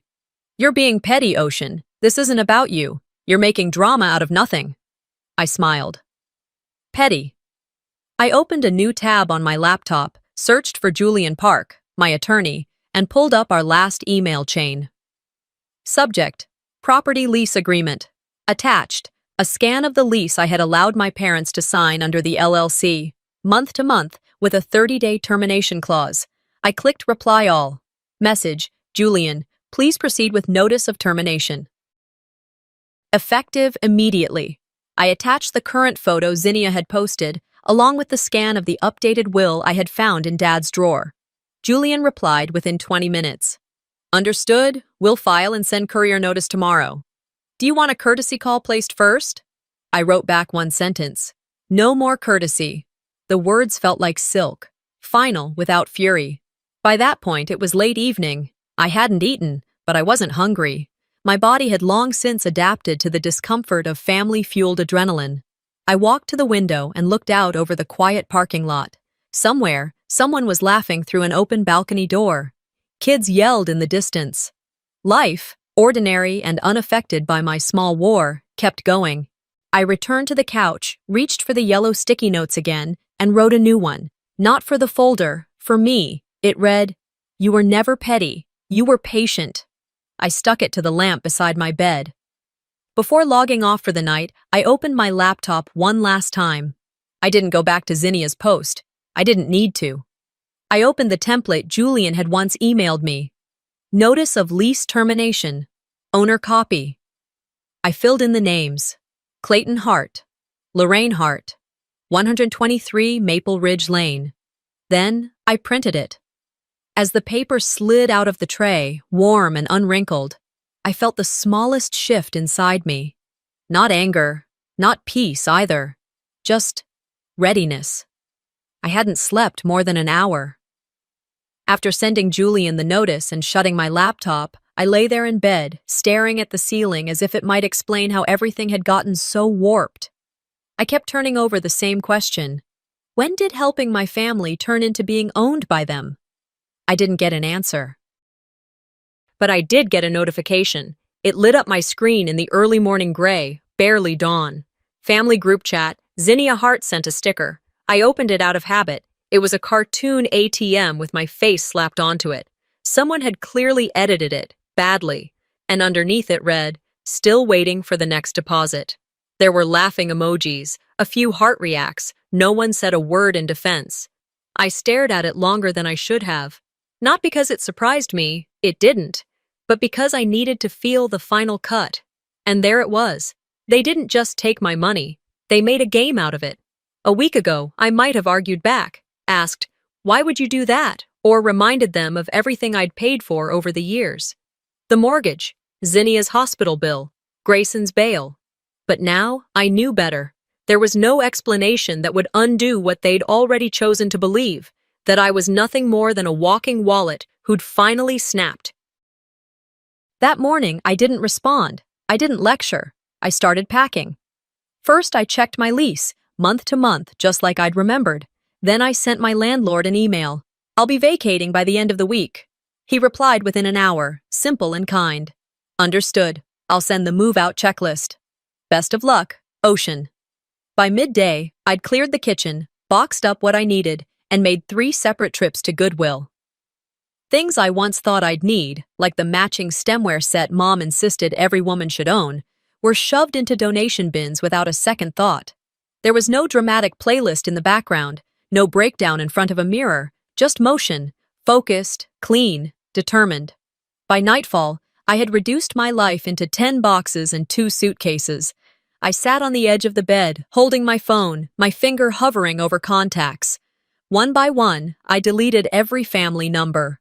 Then I opened the group chat, scrolled, paused at the picture of the ATM sticker, and deleted the entire thread. Then I opened the app settings and turned off group notifications permanently. I didn't announce my departure. I didn't leave a parting message, because goodbyes are for people who cared, and they didn't. The next morning, I took a cab to the Greyhound station downtown. The driver didn't say much, but when he glanced in the rearview mirror and caught sight of my packed bags, he asked, "Starting over?" I nodded. Something like that. He didn't press, just nodded once more, like he'd seen enough people riding off into reinvention to know when not to ask questions. At the station, I bought a one-way ticket to Portland. I didn't check if anyone had texted me on the way, didn't scroll through social media. I just looked out the window and watched as Eugene faded behind me, one cracked sidewalk and overgrown lawn at a time. The ride was quiet, except for the soft rumble of the road and a teenage boy behind me whispering to someone on the phone about how he just needed space. I understood more than he knew. When I arrived in Portland, it was lightly raining, not a downpour, just a fine mist that clung to everything and made the sidewalks glisten. I took a lift to a small apartment complex in the southeast part of town, older but well kept. The building manager, a woman named Darlene, met me outside. "You're Ocean, right?" she asked, holding a clipboard and a set of keys. "Yes," I said. My voice cracked on the word, so I cleared my throat. She didn't seem to notice, or maybe she did, but she didn't make a thing of it. "We got lucky. This one just opened up last week, 2nd floor, faces the back, so it's quiet. Come on, I'll show you." As we walked toward the unit, she paused beside a small patch of earth tucked between the parking lot and the staircase. "These lavender bushes?" she said, nudging the base of a hardy-looking plant. "They've been here longer than I have. I tried to dig one out once. It refused to go. Some things survive anything." I nodded again. "I like lavender." She handed me the keys and smiled. "Then you'll like this place." The apartment wasn't fancy, peeling paint near the windows, a dated kitchen tile, creaky floors, but it was mine. I unpacked slowly. Essentials first: bed, coffee maker, towels, no photo frames, no keepsakes, just function. I bought a new set of dishes from a thrift store nearby, mismatched plates and one single teacup, a small act of reclamation. The next evening, after everything was settled, I stood at the window and placed that lone cup on the sill. Not for decoration, not for nostalgia, but as a reminder, not all cups get shattered, some get repurposed. Just as I set it down, my phone buzzed. The number was unfamiliar. I stared at it for a moment, debating whether to answer. I didn't. Instead, I let the voicemail come through. The message was short. "You'll regret walking away. We're not done." There was no name, but I knew the voice. Clayton. He hadn't called to apologize, not to ask how I was, just to remind me that in his world, walking away meant betrayal. I deleted the message. Then I changed my voicemail to a default tone, turned on call screening, and enabled a new setting. Unknown numbers go straight to voicemail. The voicemail was still playing in my head even after I deleted it.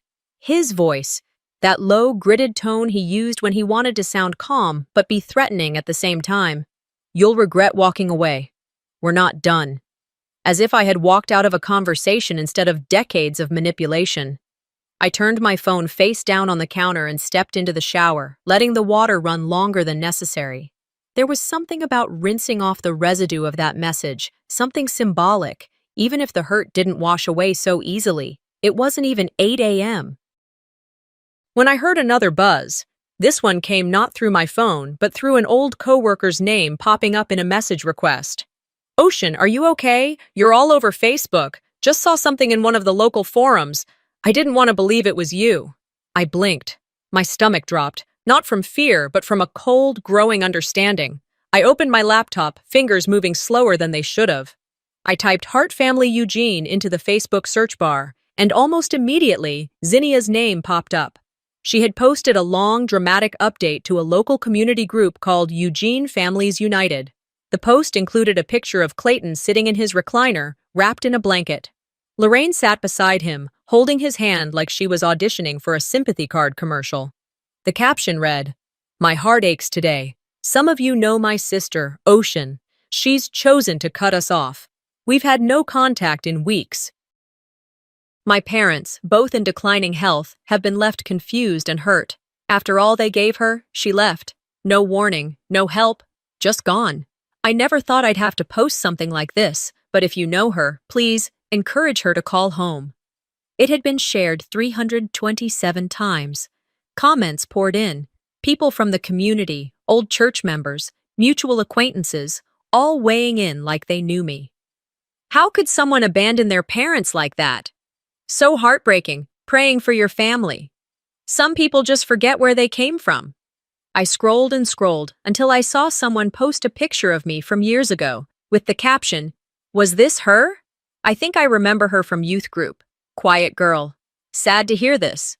My face was now a headline in the community I grew up in. I sat down, too stunned to cry, too grounded in reality to let it crush me. They'd taken the public route, turned me into a villain with a few words and a carefully framed image. They knew the power of appearance, Zinnia especially. She'd been building hers for years, but this time, they weren't just sharing family drama. They were weaponizing public shame. By early afternoon, a certified letter arrived at my door. A cream-colored envelope stamped from Lane County Courthouse. I tore it open and read it twice before I allowed myself to believe what I saw. Summons, civil claim, elder neglect, abandonment, filed on behalf of Clayton and Lorraine Hart. The breath in my lungs halted. The date of the hearing was printed in bold near the bottom, less than 2 weeks away. The irony wasn't lost on me. The people who hadn't called to check on me once since that night, the ones who watched a burn blister on my leg without flinching, were now claiming I had abandoned them. I sat on the floor, letter in hand, staring at the word neglect like it had suddenly grown teeth. Then I stood, walked across the apartment, and opened the drawer marked Legal Financial. Inside was a smaller folder I hadn't touched in years, labeled in my own handwriting, in case I need to remember. I pulled it out, laid it on the kitchen table, and opened my laptop. Before I could second-guess myself, I clicked Julian Park's contact and hit the call button. He answered in 2 rings. "Julian," I said, voice steady. "They've made it public. I'm being served for abandonment." There was a pause. "I saw the post this morning. It's making rounds." "I'm not hiding anymore," I said. "I want everything, all of it laid out. I'll need everything you've got. Bank transfers, housing documents, healthcare payments. The more you have, the stronger we'll build the case." "I have it all," I said. "I've been keeping it." There was pride in his voice when he answered. "Then let's do this right." By evening, I'd scanned over 60 documents, utilities paid, hospital bills covered, credit cards under my name they'd maxed and ignored. I flagged every receipt, every transaction, every screenshot. When I reached the end, I included the photo Zinnia had posted, her smiling face behind my parents' facade of weakness, the same people who claimed they'd been left without help while living rent-free in a house legally owned by me. As I compiled the PDF and clicked Save As, a memory hit me. It was from my mother's funeral years ago. A family friend had leaned in during the visitation, their eyes soft but honest. "You girls were raised to be silent and grateful, but only one of you kept the silence." At the time, I hadn't fully understood what that meant. Now, it echoed through me like a vow. I wasn't silent anymore, not because I needed justice, but because I deserved my story back. I printed the file, 47 pages thick, and placed it into a manila folder, not marked confidential, not hidden away, just labeled Truth. The morning of the hearing, I woke before the alarm. The sky over Portland hadn't yet lightened. Everything still carried that early morning stillness that feels more like suspense than peace. I made a single piece of toast, left it untouched, and stood at the window sipping coffee while watching a neighbor walk her dog in silence. I had my black suit pressed the night before. Nothing fancy, just simple, fitted, and firm.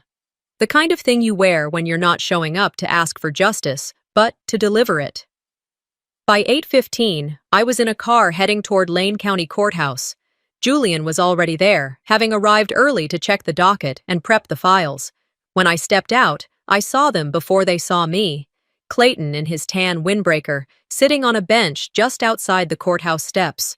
Lorraine perched beside him, hands folded tight in her lap like she was in church. Grayson paced nearby, scrolling on his phone. They looked up when I walked by, but none of them said a word. There were a few people gathered near the entrance, some holding signs that read things like, "Honor your elders," and "Family first." I didn't flinch, didn't engage. I walked straight through them and up the steps, head held high. They didn't know me, and they didn't know the truth. Inside, the courtroom was neutral and cold, fluorescent lights humming softly above us. The judge hadn't yet entered. A clerk moved papers. Julian greeted me with a nod. "You ready?" he asked. I nodded. "Let's make it count." Zinnia arrived just before the hearing began. She wore a gray blouse with pearl buttons and had her hair pulled into a low bun, eyes hidden behind oversized sunglasses like this was some press conference. As the judge entered and we all stood, I felt my hands go still, calm. I wasn't nervous. I was done being nervous. The plaintiffs went first. Zinnia took the stand. Her voice cracked at just the right moments. "She disappeared," she said, dabbing at her eyes with a tissue that remained dry. "My parents were left to fend for themselves. She didn't answer calls, no explanation, no support. I had to step in." Grayson followed. "It felt like we were nothing to her," he mumbled, staring at the table. "She made us feel like burdens." Then came Clayton. He leaned forward, voice heavy. "We raised her. We sacrificed so much. I worked 2 jobs so she could go to school. Lorraine skipped medical appointments to keep food on the table. And now, we're old, we're tired, and she's nowhere." I didn't roll my eyes, didn't even blink. Let them talk. Let them finish the script they'd rehearsed for decades. Then it was our turn. Julian stood, holding a thick file titled Proof of Everything. He approached the stand and placed the folder in front of the judge. Your Honor, he began, we'd like to introduce Exhibit A, complete financial documentation of Ocean Hart's continued support of Clayton and Lorraine Hart over the past 5 years. The judge raised an eyebrow and gestured for him to proceed. Inside the file were bank statements showing direct deposits to their joint account utility bills paid monthly by Ocean's auto debit mortgage paperwork, proving ownership through her LLC. A scanned copy of the lease agreement with her parents as tenants, photos of the burn on her leg, screenshots of the ATM meme and cropped family photo, screenshots of the Facebook post, accusing her of abandonment. I was called to testify next. I took the stand, adjusted the mic, and folded my hands. I've supported my parents since I was 26, I said clearly. Not because they asked, but because I loved them. I paid their mortgage, bought groceries, covered medical bills, helped when they fell behind on property taxes. Julian slid a sheet across the table, hospital receipts in Lorraine's name. I never expected thanks, I continued. But I didn't expect to be erased either. After I said no to one request, everything I did vanished. Suddenly, I became the villain, the one who left. I paused and looked straight at Zinnia. You can't abandon people who were never there for you. You can't neglect people who never needed you until you stopped being useful. The courtroom was silent. Julian rested his hand on the file. We submit this as evidence of consistent, ongoing support. The judge reviewed the folder for a long minute before speaking. I see no evidence of abandonment. In fact, I see more documentation of caretaking than most family members provide under formal agreements. This case is dismissed. I exhaled slowly, not relief, but confirmation. As we gathered our things, the bailiff handed Julian a copy of the dismissal order. Zinnia stood frozen near the rear exit, her phone buzzing in her purse. I knew that sound. It was likely her PR agency, or a reporter, or a client who had just seen the news. Outside, Julian handed me a coffee he'd picked up earlier. You handled yourself well, he said.